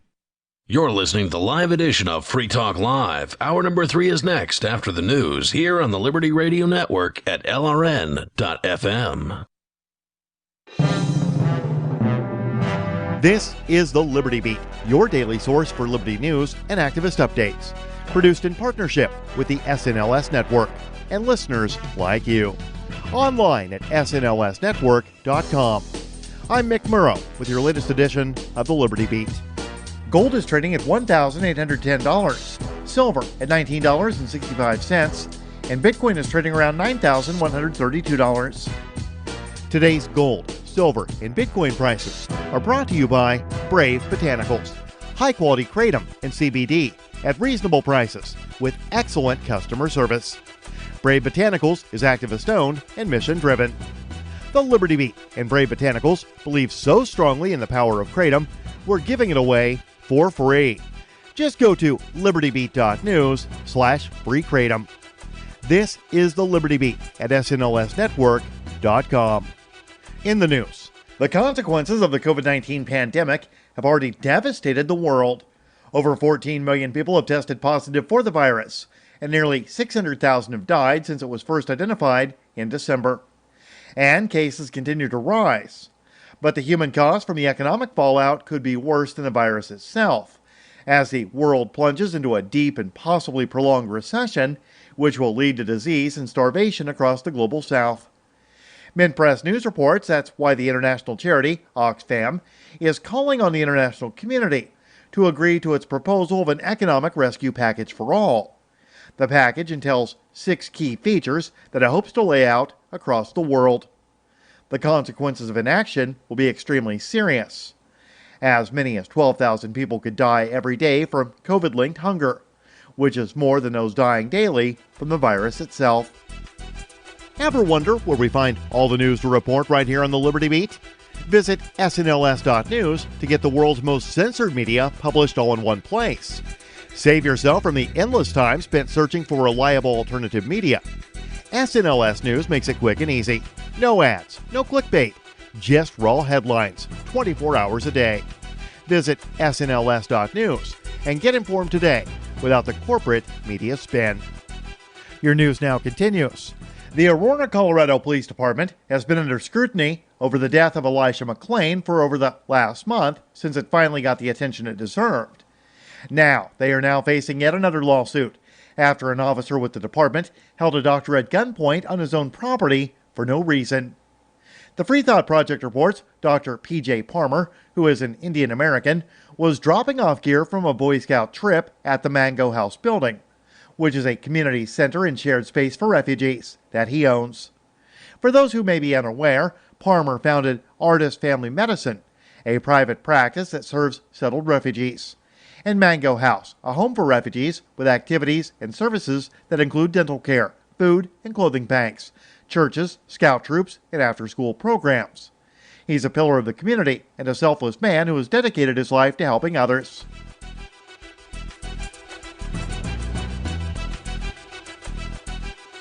U.S. Customs and Border Protection published a new assessment titled Privacy Impact Assessment for the CPB license plate reader technology, outlining the agency's plan to combine its database on license plate images with ones from local and state governments, law enforcement agencies, parking garages, toll booth cameras, and financial institutions. Activist Post reports the U.S. has a massive network of automatic license plate readers typically found on police cars and toll booths, used to collect license plates of vehicles passing by. In particular, one database, called the Wrecker Public Safety Network, law enforcement are given real-time access to license plates. It captures approximately 150 million plate reads per month. To better protect the nation, the CPB's new assessment indicates it now wants direct access to those databases. Support for the Liberty Beat is brought to you by the Homestead Guru. The Homestead Guru is an educational website offering tips, tools, news, stories, and commentary on everything homesteading. Topics include green homes, gardening, animal husbandry, do-it-yourself, home remedies, alternative energy, survivalism, unschooling, and more. Those details are found online at thehomestead.guru. This is the Liberty Beat, powered by the SNLS Network at snlsnetwork.com. I'm Mick Murrow, reporting for the Liberty Beat, reminding you, spread liberty with a smile. As of today, the average cost of a pack of cigarettes has gone up to 2 hand jobs and a stick of beef jerky. For more, we go now to Onion News Network prison economics expert Hal Rogan. The prison economy runs on cigarettes. They're involved in every economic transaction at some stage, from contract killings to naked woman picture acquisition. Right. That's why we've got shampoo at 6 batteries. We've got tattoos at 50 commissary stamps. Now, for what it's really like out there in the market, let's check in with major cigarette trader Big Dap Ramirez. Big Dap, nice to see you again. Thanks, Rick. Good to see you. What's happening, Hal? How's it going, Big Dap? Now, it's obviously a boom time for cigarettes. cigarettes right now. I'm getting a lot of But hand with jobs. prices this high, analysis shows you're going to be seeing a drop-off in real sales soon as consumers turn to smoking grass fajos. Look, we've been through this before. The market teaches us not to panic. But if I learn anything in this game, it's that a wife or girlfriend will pass off a few decks in the boneyard. Supply will normalize, and we'll see cigarettes returning to a single hand job or less. Big Dap, best of luck to you. We'll keep checking in on the story with Hal throughout the day. Thanks, Rick. Moving on to some happier news. In Atlanta today, 2 snitches were beaten to death. This is the Onion News Network.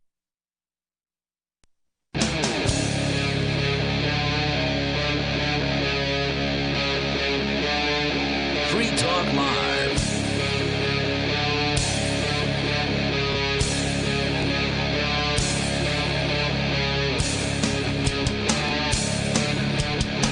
It's Free Talk Live. You bring up whatever you want here. Toll-free number, 855-450-FREE. As we launch into the third hour of this program, it's Free Talk Live. And with you in the studio, Ian. I'm Tyler. And Mark. We've been talking about a piece from Breitbart written from someone who's in Venezuela, living in Caracas, and just kind of explaining what things are like there. They, of course, like the United States, they've got the snitch campaigns going on. We'll tell you one of those, a little bit more about one of those coming up here in a moment. There are, of course, lockdowns that are happening. They're blaming Colombia for the virus, even though there's no evidence that it started there. And just all kinds of ridiculous nonsense. They're forcing people, of course, to stay at home. So a lot of it rings somewhat familiar. But the difference, one of the key differences is Venezuela is impoverished.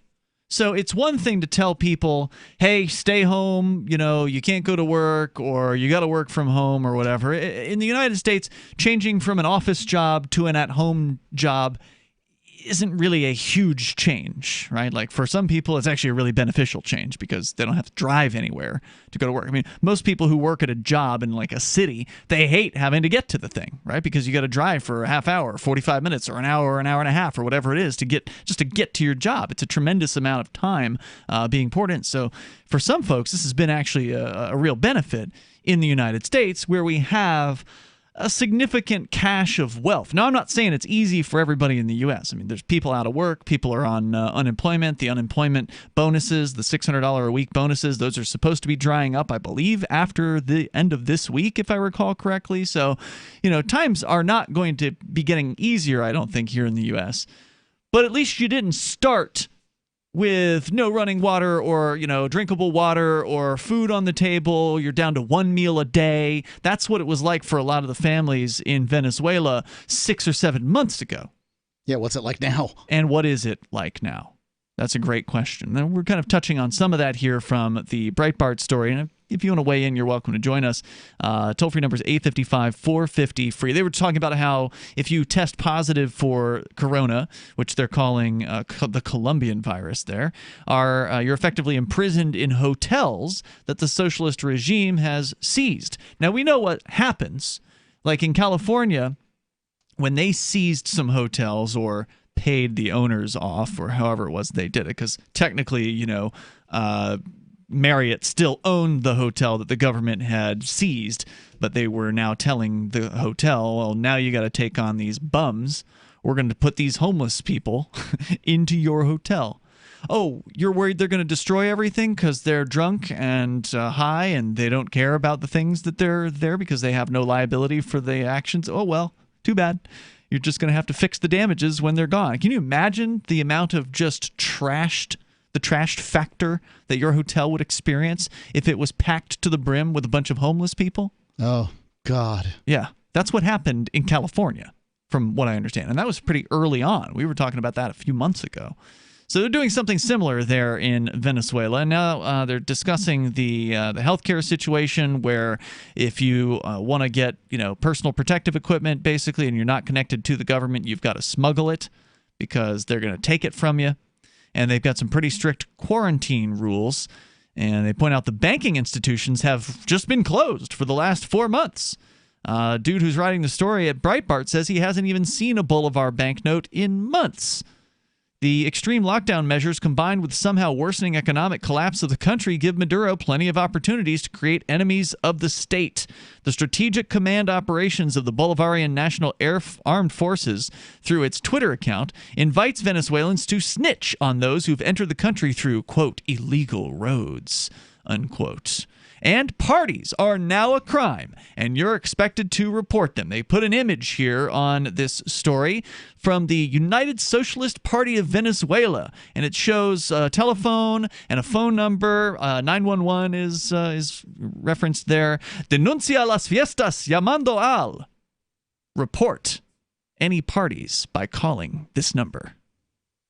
So if your friends or your neighbors are throwing a party, it's just like America. It's your duty to report it to the government. You better not be having any fun out there. No, and you're right, Mark. This is just like America. New York City's been cracking down on parties.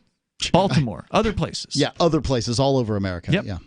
And there's snitch systems there, too. The Chinese-inspired Fatherland system, which already processes a large amount of data, including the distribution of handouts and gasoline quotas, is now also being used to control people in times of quarantine. The system periodically requests personal information from its users and occasionally asks you if you know someone who has entered the country. So apparently this is an app? I'm looking here. The Fatherland system. See, this is the first I've heard about the Fatherland system. This is new to me. I mean, we've been reporting on Venezuela for years. Yeah, I thought this was the social credit, like the Chinese system. Yeah, I think that's what they're implementing here. So they're showing a lengthy form asking users for their blood type and questions on symptoms. The introduction paragraph reads, quote, President Nicolas Maduro and the Bolivarian government of Venezuela is taking measures to diminish the impact of COVID-19 in the national territory. Success in facing this coronavirus is based in implementing distancing through social and collective quarantine to cut the chain of transmission. The Fatherland system is being used as an instrument in the prevention, communication, and pursuit campaign against this virus. We count on the conscience of the citizenry and the will of all to confront this pandemic together. See, if you don't do what the government says, you must hate. Yeah, you're not people, patriotic. Right. Yeah.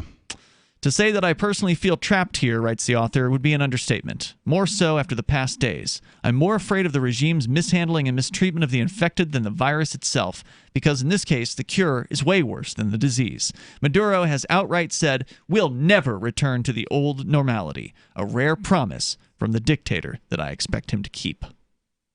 That's so weird that seems to be the mantra everywhere, right? The new normal. The new normal. Mm-hmm. Yeah, can't ever go back to the way things were. I don't know why. Because this is more control. This new normal, as they're calling it, is a more controlled society with more rules, more expectations, and more signaling about how if you don't go along to get along, then you're a bad person. Well, that's my problem. It's like there's a dichotomy. People are like, well, either this virus is real or it's an attempt for the government to control us more. Why isn't it both? Or both. Yeah, that's the answer. I mean, don't let a good crisis go to waste. Yes. Right, that's really it. Is that they've already got a playbook for the next crisis. Yep. You'll watch them attempt to trot it out. They do it all the time.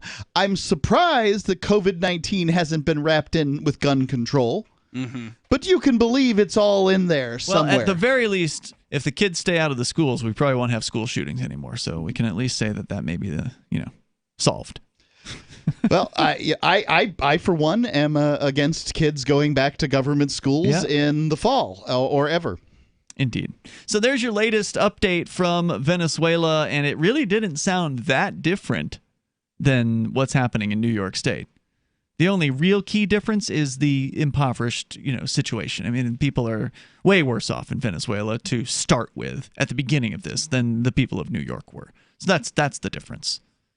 Most of the people in Venezuela didn't have their own businesses, or they were already being taken over and or shut down or severely restricted before that even started. So it's even harder to do it down there, but man, it's sad to read about all this. If you want to comment, you can join us. The toll-free number here is 855-450-FREE. On that New England Journal of Medicine article you had, apparently JAMA has released a retraction because they're like, oh yeah, we don't want people using this as an excuse not to wear masks. Really? So even though they were basically saying the masks are essentially symbolic. That's right. what they're saying. Even if you look at the data that say masks are effective, there's no way to say how effective it is. It could be marginal. It could be tiny, but it matters. And that if you don't do it, everyone's going to die. Right. The idea of, going into the grocery store with a mask on, okay, fine.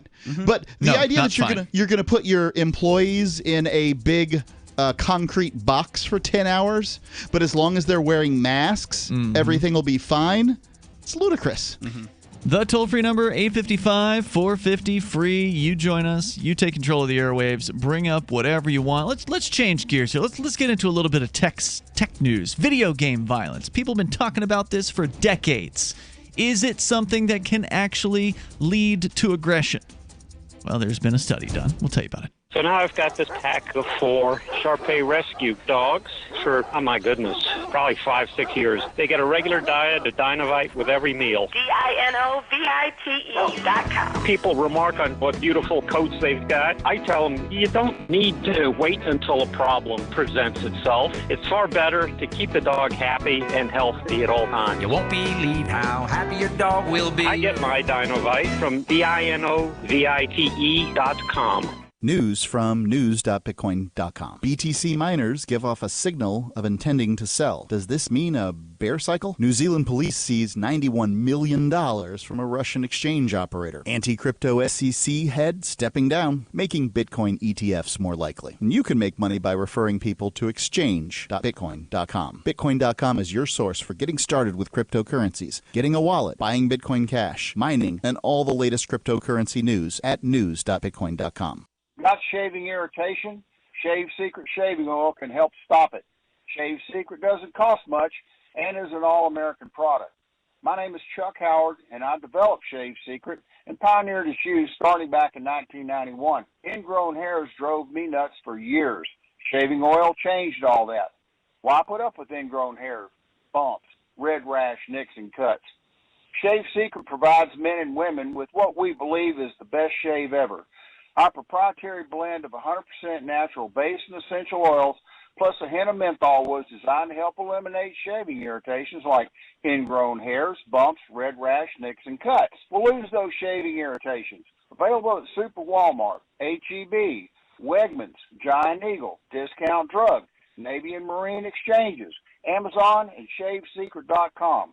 Use the code FTL for Free Talk Live and get a discount. Shave Secret, the best shave ever. Is spreading the message of liberty, cryptocurrency, and peace around the globe worth $2 per month to you? As you may already know, in addition to our internet feed, LRN.FM broadcasts on free-to-air satellite across North and Central America, as well as Sub-Saharan Africa. And we've been available on satellite for free 24/7 since 2010.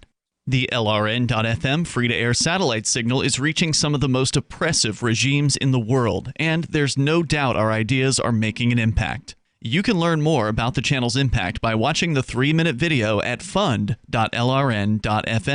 If you'd like to help free minds globally with our ideas of liberty, cryptocurrency, and peace, you can donate as little as $2 per month via fund.lrn.fm. You can help us continue and expand our satellite broadcast to multiple continents. Visit fund.lrn.fm today, and thank you for your help. Don't forget to share the link on social media. That's fund.lrn.fm. Some of you asked, and now we've delivered. LRN.FM's live Keene, New Hampshire studio shows are now streamed in HD on Twitch. Visit our channel at twitch.lrn.fm and give it a follow. If you have Amazon Prime, you get 1 free subscription on Twitch. If you use it on our channel, Twitch will give LRN.FM a monthly piece of your Prime subscription cost. So please watch, follow, share, and subscribe to twitch.lrn.fm. That's twitch.lrn.fm. Looking for a great real estate investment? Consider New Hampshire, which is ground zero for the Liberty Movement. Your first call should be to Mark Worden from Porcupine Real Estate. He's more than just a real estate agent. He's your New Hampshire concierge. Where are the best places to live? Do you want farm, city, the burbs, or forest? Do you want a duplex or multifamily building so that renters pay your mortgage? There are homes in all price ranges in New Hampshire, and Mark can help with financing too. Invest in liberty and property. Mark Worden can help. PorcupineRealestate.com. Now you can follow LRN.FM on the decentralized Mastodon social media platform at toot.lrn.fm, toot.lrn.fm.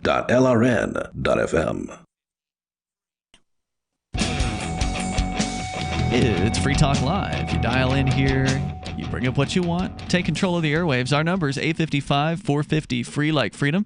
That's 855-450-3733. We have the Discord call-in line rooms over at discord.lrn.fm. In the studio with you tonight, it's Ian, Tyler, and Mark. And also want to say thanks to Bitcoin.com, longtime sponsor here on Free Talk Live. You want to go learn the basics about Bitcoin, Bitcoin Cash, cryptocurrency, get over to Bitcoin.com. They got you covered. And it's free. So why not get started to educating yourself about this amazing technology that is not going to be leaving anytime soon. Probably not in our lifetimes and our kids' lifetimes or whatever. This is tech that's going to stick with us. It's going to become more important. Like, we're in the same, I would say, time frame right now with cryptocurrency that we were with the internet in like 1995. People were just barely having some idea of what it was they've gotten their hands on. They didn't really understand. People thought the internet was going to be a fad, like a passing fad that, the fax machine. But not in 95. Yeah. Yeah, I think in 95 there were still some people that thought that about the internet. Remember, Windows 95 just came out. I think that people... You were still in prison.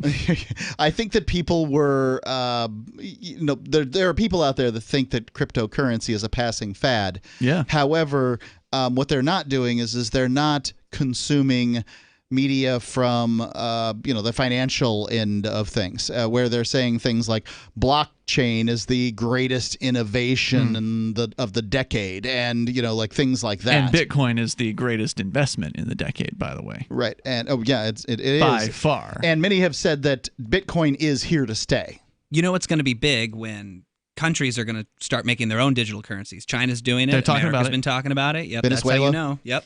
But remember, those aren't real cryptocurrencies. Those are just digital state coins, basically. Right. So tokens. That gives them total control, total central control over their tokens, whereas things like Bitcoin are decentralized, meaning that no one person or one entity has control over it. They are distributed in thousands of locations around the planet. The blockchain is this massive publicly visible in most cases, not in the case of privacy coins like Monero, but publicly visible evidence of who's got what.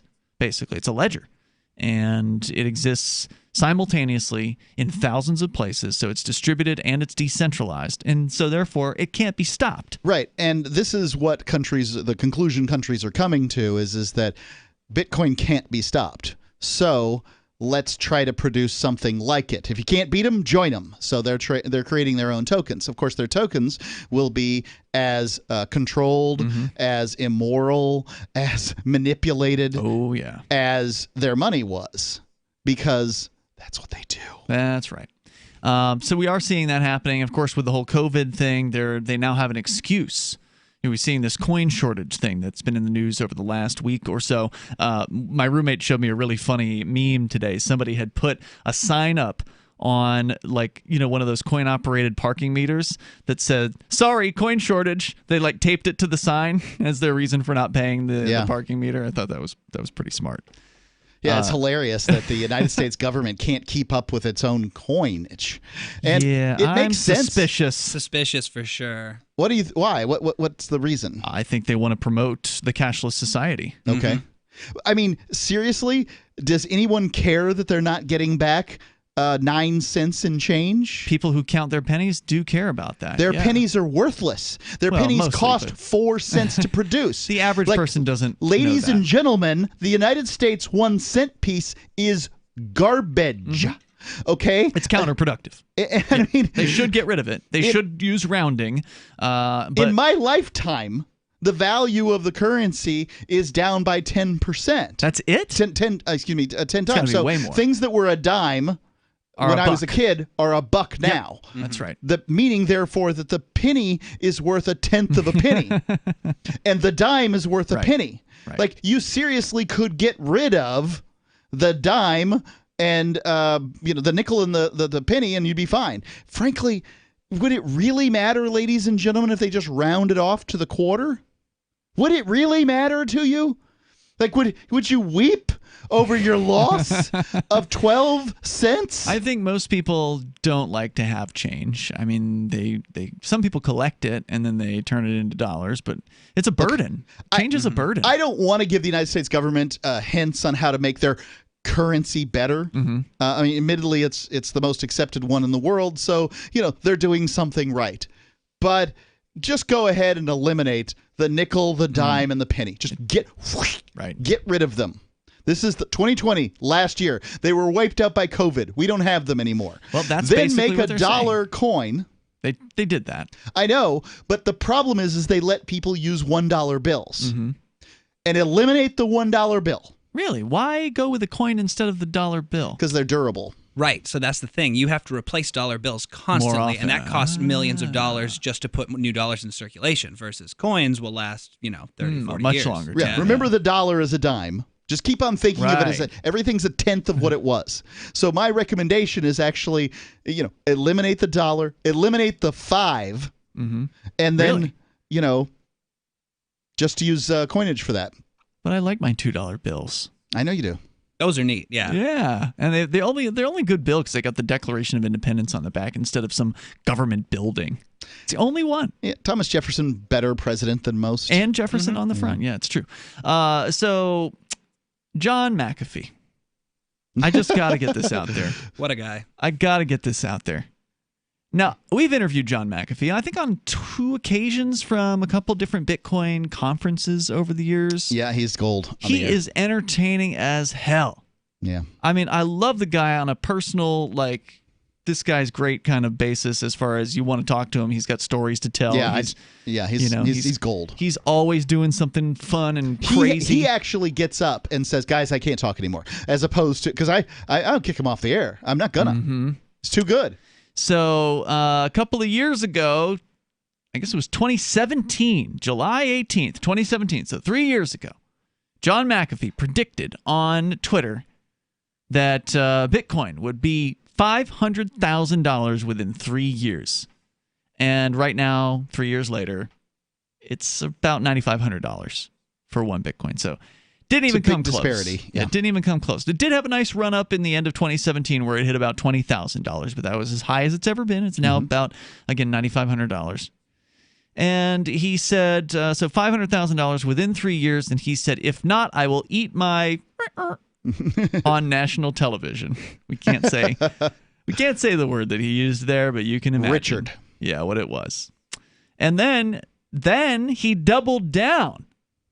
At some point thereafter, he then said it would not only be $500,000, but it would be $1 million on July 19th. July 19th this year, he took it back. He said, not going to get out of it. I've never believed Bitcoin would hit 1 million. It's absurd. It's an old, tired, worthless coin. I just wanted to eat my, on TV. Wait for it. Oh, God. So continue to wait. So there you go. He's taking it back. He's not running for president anymore? No, he didn't get the nomination. That would be another one. Him and Kanye in a debate. Oh, with wouldn't Trump. that be amazing? He didn't show up to the Libertarian Convention because he's on the run from the federal government. He's been on his boat for the last year, basically running his campaign from the boat, from the Bahamas or something like that, or Cuba. He was actually in Cuba at one point. We're coming up. The next generation wallet is coming from Divvy. In just a few taps, you'll be able to send, earn, spend, and exchange digital money in seconds. Send money around the globe with only a swipe. Instantly exchange between Divvy, Bitcoin, and fiat right in the mobile app and withdraw directly to your bank account. Divvy already offers the first one-tap solution for earning passive income with crypto. Multi-tiered masternodes allow everyone to partake in the network. Visit DivvyProject.org. DivvyProject.org. Do you want to work from home, get paid, and forward liberty all at the same time? Free Talk Live is looking for account executives and appointment setters. If you've got a phone, a computer, internet connectivity, initiative, and a belief in the non-aggression principle, you're qualified. Earn up to $85,000 a year full-time, $25,000 a year part-time. Set your own hours, work from home, spread freedom. Join our team and work with one of the biggest leaders in the liberty movement. Apply now at sales.freetalklive.com. Sales.freetalklive.com. Hi, I'm Derek J. I don't want a politician to represent me. To me, government is the idea that one group of people can coerce everyone to comply with an edict or face increasing punishments up to and including death. Despite perhaps the most noble of intentions, the best government services are a far cry from what could be provided for by voluntary interactions. Besides, the people who call themselves the government wage wars and put peaceful people in jail for crimes involving no victims. If Starbucks used some of its money to drop bombs, I wouldn't shop there. So why would I support the American empire? The empire does not require my consent. Derek J's Victimless Crime Spree. Watch it for free and order the Director's Cut DVD at victimlesscrimespree.com. That's victimlesscrimespree.com. Are you tired of governments murdering people around the world? Stop using their money. There is an alternative. Bitcoin is a stateless, free market, non-political currency. Bitcoin cannot be inflated or controlled by any government. By using their money, you are helping the state. You have an incredible alternative available now. Learn it, use it, spread it. Get started with Bitcoin at Bitcoin.com. That's Bitcoin.com.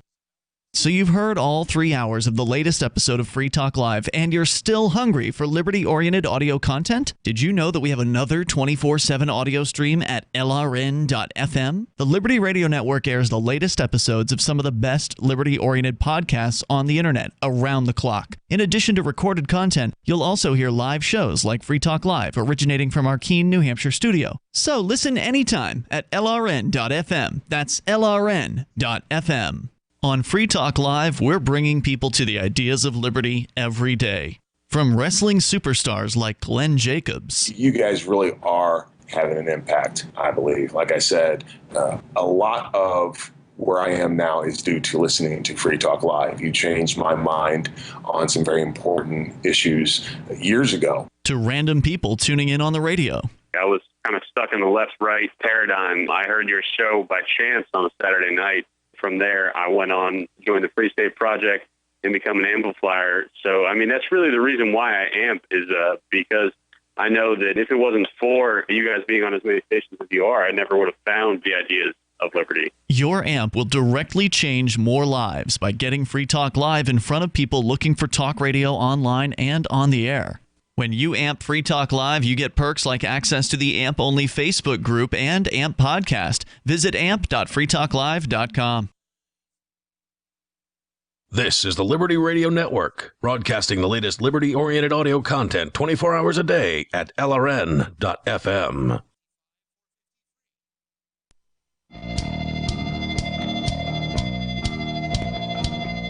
It's Free Talk Live. You can bring up anything you want. The toll-free number is 855-450-FREE, like freedom. That's 855-450-3733. It's Ian, Tyler, and Mark in the studio here tonight. And, of course, you can join us online at freetalklive.com. We have a variety of features. One of them is the ability to actually watch the show. We have streaming video on a few different services. We got Twitch. We got DLive, and we're still on YouTube. It's the lowest quality, by the way, on YouTube. You get the better qualities on DLive and Twitch. So you want to see us in HD, watch it, dlive.lrn.fm. And the Twitch feed is standard definition, but it's still better quality than the YouTube one. You can go to twitch.lrn.fm to see that there. If you prefer yourself socially controlled, YouTube's for you.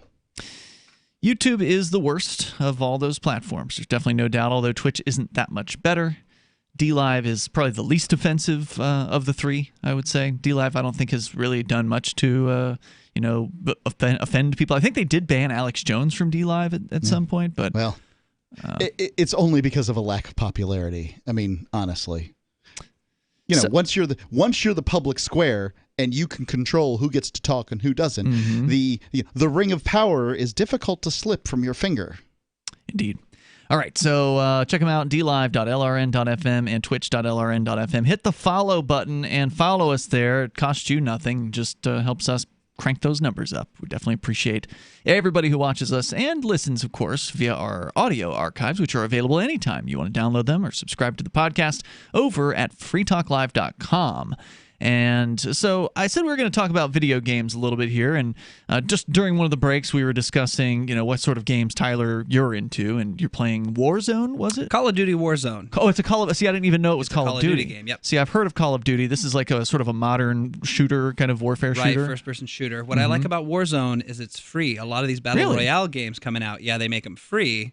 Now, is this one of those battle royales as well, where it's like 100 people fighting in the same map, basically? Yeah, about 150. Yep. Oh, 150. Yeah. Wow. Yeah, it's up there. See, in my day, we had 4-player games, son. Isn't that amazing, though? 150 people. So it's one of those things where, for listeners who aren't familiar, Battle Royale is this... Fortnite, I think, made it popular, basically. Or PUBG, I think, was the original. Was it? Okay. Right. The idea is you land on the map... There's about like 100, 150 of you. Yep, and there can only be one winner, and it's just constantly fighting each other. Survive. Right, taking each other's resources. Exactly. And I know that Fortnite and PUBG, I think they had like a closing arena, basically. Like there's like sort of a map that sort of closes in. Essentially, right. There's like a restriction. Like forces you together to fight at the end, so you're not just wandering around aimlessly with two other people on this giant map. It's a smart mechanic. It essentially, eventually, you're going to be in the same spot with whoever it is that's left. And only one will survive. So people really are addicted to this particular gaming format. Was this your first Battle Royale game that you were? I tried Fortnite for about a week, and it was atrocious. And I'm not sure why people got into that game. I think I know why. Yeah, because Minecraft is very popular, right? So like, there's a lot of kids that are into Minecraft, and I guess Minecraft's been around for a while, right? Like, I mean, your son's into it, isn't he, Mark? Oh yeah, Minecraft? way into it. And he's 12 now, right. And he's been playing it for how long? I mentioned for some years. 6 years or something? Not that many. I don't know. Sometime. A long time. I mentioned to my son that Captain America was now available in Fortnite. Captain America is his favorite superhero, as it is mine. And he immediately began talking Fortnite. Really? What does this kid know about Fortnite? He's never played Fortnite in his life. He's certainly watched people play it, though. You say he watches the gaming channels. He's watching the gaming channels, so he's familiar this way. And I'm like, I was stunned. Like, I didn't realize I had a fanboy on my hands here. Like, I could, you could hear it, especially somebody who's not... meaning he's a Minecraft fanboy. He's apparently a Minecraft fanboy. And just outraged at the notion of me saying the word Fortnite in his presence. Interesting. So I think Minecraft is sort of, so just besides the people that don't like Fortnite because it's a shooter, it's sort of a bridge between those worlds, meaning that in Fortnite you have to build stuff, basically, it seems like, in order to have success. There's this sort of building feature where you can construct barriers, you can construct things to hide behind, you can construct bridges from point A to point B. And for people that like a game where you build things, they would like that aspect of Fortnite. For me, it pisses me off. Right, I don't want to be building things. I want to shoot things that move. But for the people that do, because I did try it, right? Like, I tried it. And but for the people that do like to build things, they're really into it. Oh man, now they can build all these cool, forts or whatever, and they can protect themselves. And of course, high ground is beneficial in shooting games typically. So you can actually build a higher ground and sort of take on the other players from it, essentially. So it does add a level of strategy that normally doesn't exist in a map. So like, if you couldn't get to a ledge, you now can, because you can just build yourself a way to that ledge. It's completely unrealistic and silly, but that doesn't mean it's bad, right? Like, plenty of games can be unrealistic. But I'm not into building things. Like, if I want to have that kind of game, I would have that kind of game, and I'd go play Minecraft, which I've never played and have no interest whatsoever. I played it, and it's a pretty cool game. You like it? I did enjoy it. What do you like about it? Well, fortunately, Jack knows enough about sort of building things, so he got me some kind of weapon that I could fight off zombies. So so there are bad guys in the game. Yeah, oh yeah, There can be. It's a sandbox game. I mean, if you want to get on there and just build things, you could spend hours making That's what a he castle. does most of the time. He's Right. not interested in the conflict, but I'm like, bring on the zombies, you know what I mean? And so he gave me some kind of weapon. You're like and a pickaxe. So I'm like, dig a hole, son. Soldiers dig holes. And so we dug a hole and built a little house. And he began to make things in the corner as I killed the zombies as they came in the door. Teamwork. Yeah, it was really awesome. So y'all had 2 different computers that you were playing on, basically? We must Together? have been, yeah. And his computer, of course, because I am a cheapskate, his computer doesn't reach as far as mine does. As you know, my computer was built by somebody who I was out of their mind and bought this like video card for the computer. Oh yeah, I kind of vaguely recall that. Yeah, it's got this big video card. Yeah, and I don't know why. Yeah. So I think So I that's can see my spreadsheets that's the better. answer, Tyler, that's why Fortnite took off in such a way, because it's not a remarkable shooter in any way, shape, or form. It's just a right, typical but that is shooter. what's different about it Yeah, compared the to like building. PUBG, which PUBG is closer to Warzone in that it's focused on more the of a survival combat. thing, right? Doesn't PUBG have like a survival aspect to it, or no? I don't know. I never No. really got into it. I guess you're right. It is just the battle royale thing. Mm-hmm. So anyway, if you want to comment, you can. We got a study here, actually a study of studies, which I think they call a meta study, looking at video games and violence and aggression. And once again, this just keeps coming up in the news over the decades that somehow playing violent video games is going to result in a bunch of psycho killers, Loose on the streets. Social, terrible kids destroying lives or whatever. And Well, it's just, I think there's something to it, and what I would do is sort of anecdotal, right? Whenever friends would watch Bruce Lee movies, suddenly everybody's a karate expert, like flying through the air, jumping on the bed, and in your tidy whities, and at 12 years old. But you don't actually want to snap your friends' necks. No. Right. No. That's the difference. I'm just saying that that's probably, to me, that's the closest thing I can come to sort of verifying this. Video games do not lead to violence or aggression. According to a reanalysis of data gathered from more than 21,000 young people around the world, the story at theguardian.com, the researchers led by Aaron Drummond from New Zealand's Massey University re-examined 28 studies from previous years that looked at the link between aggressive behavior and video gaming, a method known as a meta-analysis. A new report published in the journal Royal Society Open Science on Wednesday found that when bundled together, the study showed a statistically significant but minuscule positive correlation between gaming and aggression, below the threshold required to count as even a, quote, small effect. The report said, thus, current research is unable to support the hypothesis that violent video games have a meaningful long-term predictive impact on youth aggression. The toll-free number here is 855-450-FREE. Like freedom, you can bring up whatever you want on the program here. There's a little bit more about this study that we can get into. Plus, your calls and thoughts are welcome. 855-450-FREE, like freedom, or call in on our Discord server, where you will sound almost like you're sitting here in the studio at discord.lrn.fm. That's discord.lrn.fm. It's Free Talk Live.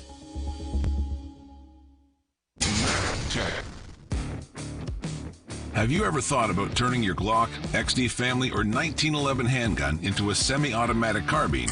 It only takes about 30 seconds. The MacTac Carbine Upper is classified as an accessory and can be delivered right to your doorstep with no FFL or background check required. It's the world's most versatile pistol accessory.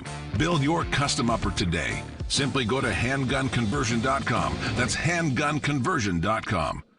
When you have a pain in the neck, a real pain in the neck, back, shoulder, or legs, you now have two convenient choices to get fast relief without taking another pill. Because now, Sunny Bay heating wraps and pillows are available at both Amazon and Walmart. Yes, see Sunny Bay's 4.5 to 5-star customer reviews on Amazon.com or Walmart.com. Our made in the USA microwavable heat wraps, heatable neck pillows, and extra large body wraps are designed designed better for perfect support where and when you need it. Even while driving, Sunny Bay wraps will not burn and stay balanced to provide soothing hot or cold therapy to help treat temporary or chronic pain. And the best part? Sunny Bay quality products start at under $20. Join thousands of happy customers and see why Sunny Bay products have a lifetime 100% positive rating on both Amazon and Etsy. It's easy. Click Amazon or Walmart and search today for Sunny Bay.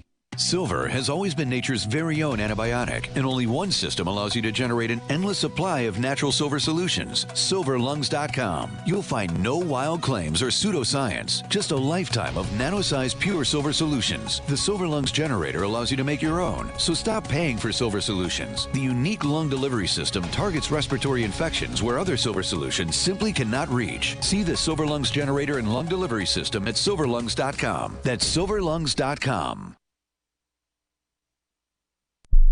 The Free State Project has reached its goal of 20,000 liberty lovers who've pledged to move to New Hampshire and get active to achieve liberty in our lifetime. Perhaps you're trying to figure out what part of New Hampshire should be your destination.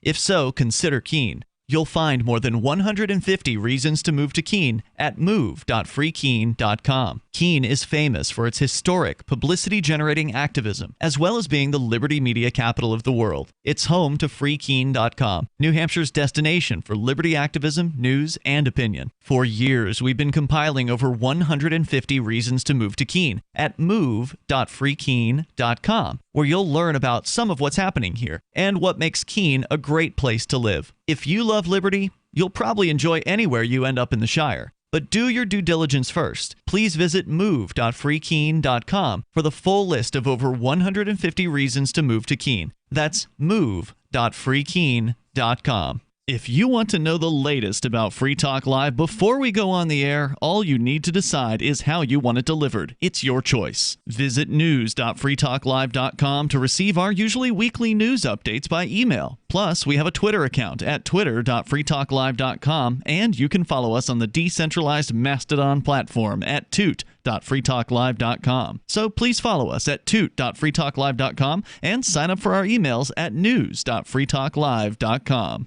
So you've signed the Shire Society Declaration and are planning your move to New Hampshire to be around more liberty-oriented people. Next, sign up for the Shire Society Forum at forum.shiresociety.com. There are a bunch of people there who are already in the Shire, and they want to meet you. If you're already in the Shire physically, you should also come by the forums. Remember, not everyone uses Facebook. New people are signing up for the Shire Society Forum every month, so drop in and say hello at forum.shiresociety.com. You can sign up to receive the latest about the Liberty Radio Network via our email updates at updates.lrn.fm. That's updates.lrn.fm.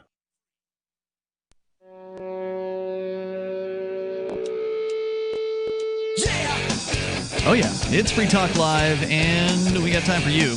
If you dial in here now, we can get you on the air. Our number is 855-450 free like freedom. That's 855-450-3733. Violent video games. Once again, there's been another study, this time a study of studies, that shows that all the studies basically say that there's very little evidence that violent video games has any kind of long-term impact on youth aggression.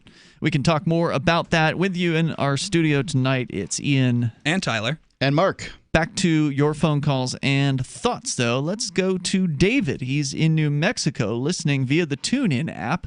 Go ahead, David. You're on Free Talk Live. Okay, you need to stop paying attention to those studies. Most of them are faked in one way or another to manipulate you. So well, that goes for basic. I'm not feeling manipulated on this one. I've played plenty of violent video games, and I don't think they have any kind of effect. Yeah, I'm not even talking about this study in particular or video games as a topic. I'm just talking about it in general. Okay. That's one of the ways that the powers that be are one of the things they use to manipulate you to get what they want. Oh, no doubt. To get the votes they want. Yeah, I mean, studies can be, the questions in studies are asked in certain ways to garner specific responses. Yeah, I think they're just used for confirmation bias. The responses are you find the ones you like and you read them. So what were you calling about, David? Well, mask shaming.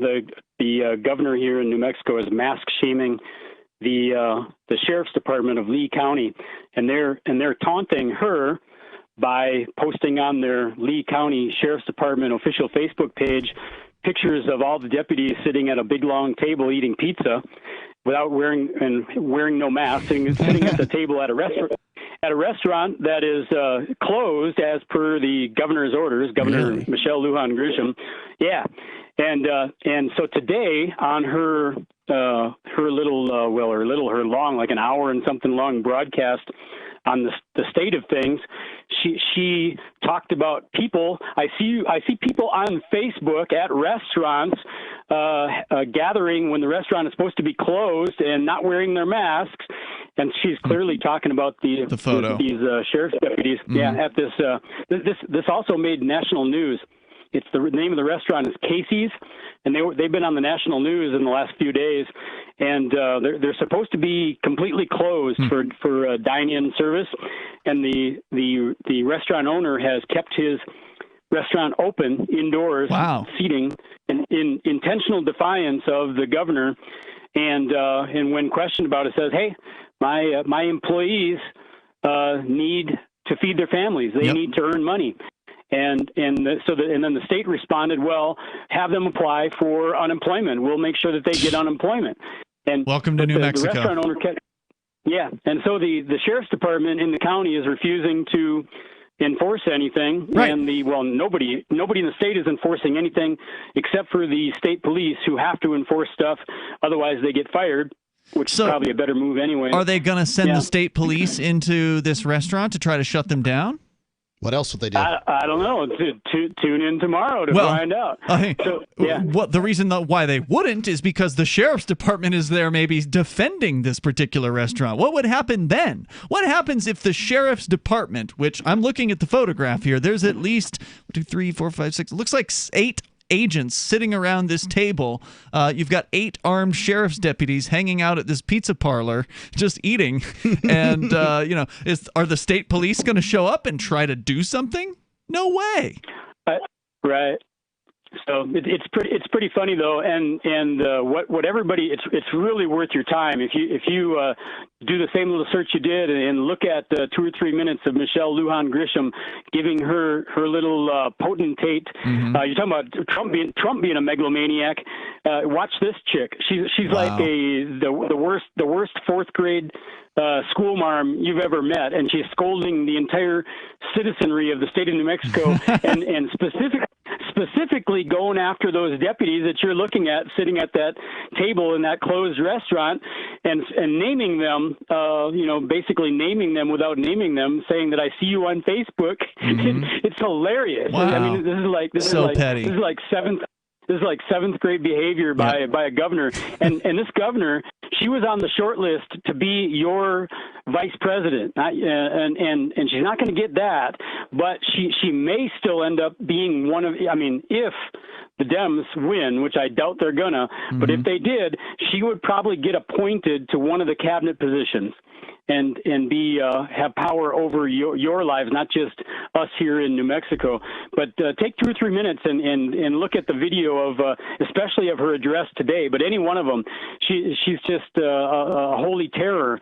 It's hilarious. Thank you for sharing this tonight, David. I definitely appreciate the story. It's a winner for sure. I mean, the cops deserve a lot of crap. And they have just done horrifying things in a lot of cases. There are a few good ones out there, but they're hard to find because they tend to hide because there's so many bad ones.